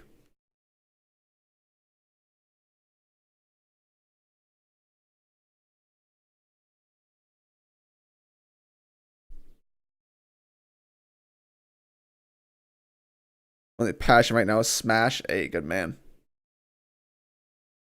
I'm almost 30 and I'm just now working on my driver's license. In Europe, that's not that uncommon. In Europe, people bike around all the time, so I kind of envy that, honestly. Simpler. But yeah, it happens, man. Meaning of life is 42 facts.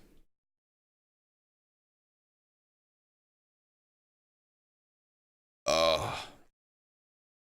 Sometimes I wish I could just correct my imperfections without having to work for it. Why can't I just get things without having to put in the work? That's life in general. People feel like they're entitled to things or want things, but don't want to put in the effort to be able to solve those things. That's basically me.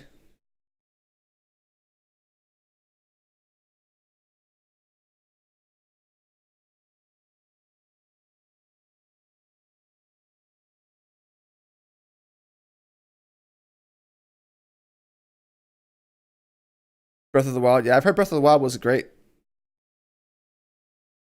My favorite Zeldas are probably Wind Waker, Ocarina, Majora's Mask, and the Twilight Princess. Are you sure you're not me? I'm positive, man.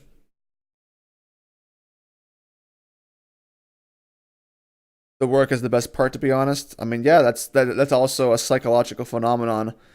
It's like it's to compare it to people that are probably more relevant in this chat. It's like the difference between being a student and then actually reaching life. It's like, as a student, you're just like, yeah, I'm just doing this thing. Like I'm on the path for doing my goal. And then it's like, okay, I graduated. What do I do now? I have reached my goal, but I didn't really want to reach it. I just kind of wanted to just keep working towards that goal that I would never reach. But now I have to do stuff. I have to figure out what I have to do.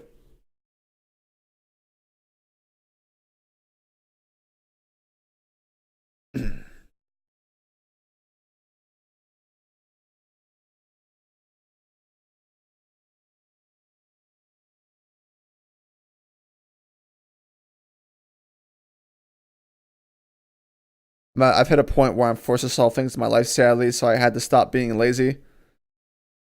I don't know. I kind of have this tendency, Pixel, where it's like, I don't know. I greatly enjoy solitude, but I don't know. It's kind of weird. I have no problem being social, but it has to come from like other people desiring social aspects of me. I feel like if I ask for something, it's imposing, so I just don't do it. Like for instance, I will never like impose my own. For the most part, I don't try to impose my own wants on my friends, and it's like unless like I don't know, it's an insecurity that I have to get over. But like I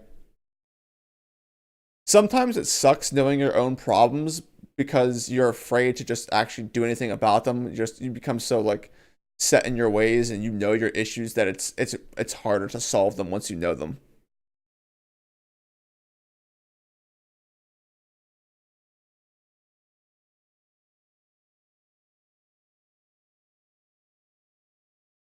I don't know. I have this thing where it's like I I'm so reclusive, but if someone asks me to do something, I'll do it right away, but I will never be the one to instigate any action. Which as a case study, this is exactly what's happened to people in this house actually. Hopefully Cody's not fucking watching me while he's awake. But um my friends, I know this bothers them because they've like joked about it before, but I think it comes from a genuine place and I have reason to believe why it matters. But I am completely fine just doing nothing and being detached from them But if they ask me to do something, I'm like, yeah, let's go do it. But I never want to be the one to instigate anything that feels like I'm imposing, or if I'm afraid of denial or something like that. If they say no, so I would just basically do nothing until people ask me to do something. I think it's a serious issue that I'll have to come to face to face with at some point in time. But for now, I'd run from it.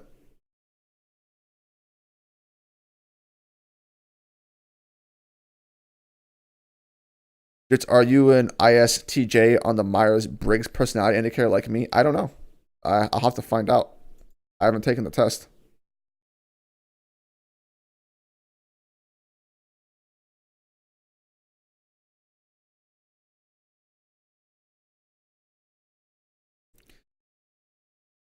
I know this feeling well, Dritz. Well, at least it's relatable to some degree. I don't know. It's not good because I have the underlying belief that it's hurting my friendships with my friends. Because I don't think they knew. I don't think they believe they knew as much about me as they think they did.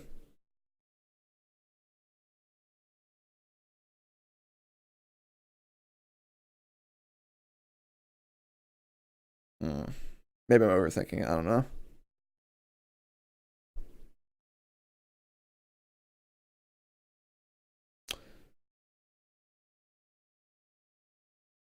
Our brain is so prone to customs and routine. Gotta change habits first. True. True, true, true. I do nothing, and even if people tell me it's hard to do something, yeah, I mean, you're only changed if you have a genuine desire to change.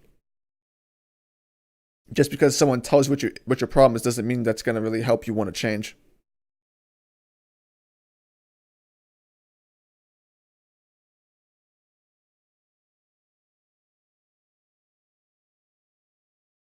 I don't know. It's probably the fact that I'm so reclusive that I'm able to like. I would obviously, if prompted, I would talk about it with my friends, but it's not something I really bring up. But it's easier to talk about it with you guys because it seems personal, but also at the same time, it's not like it could backfire on me to admit it. So it's kind of therapeutic in a sense.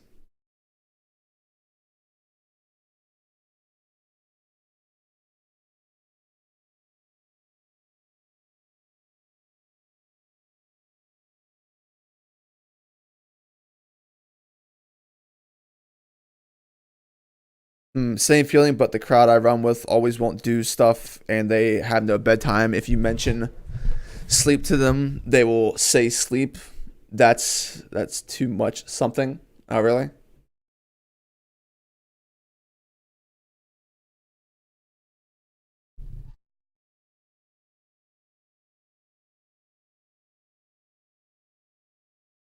Well, I just we really are similar. Oh yeah,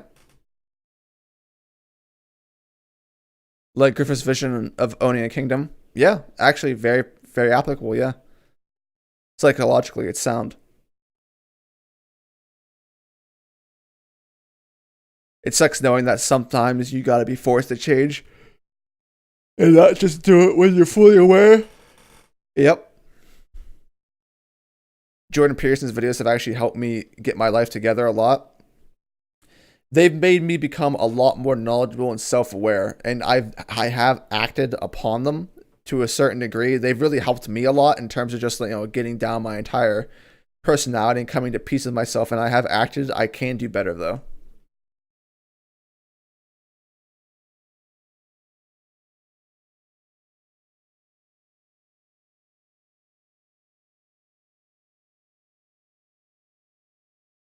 But yeah, I don't know. I'm weird. TDLR or TLDR. Go have a little water and sleep, bro. That is a good idea. I will go to sleep. A nice 3 hour stream as per usual.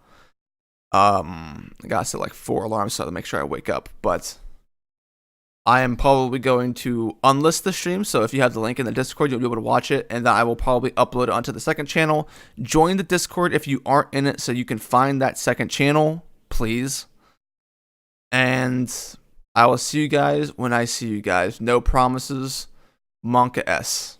Thank you for dropping by. Thank you for everyone who donated and people who are lurking in the chat. I appreciate you. Peace out.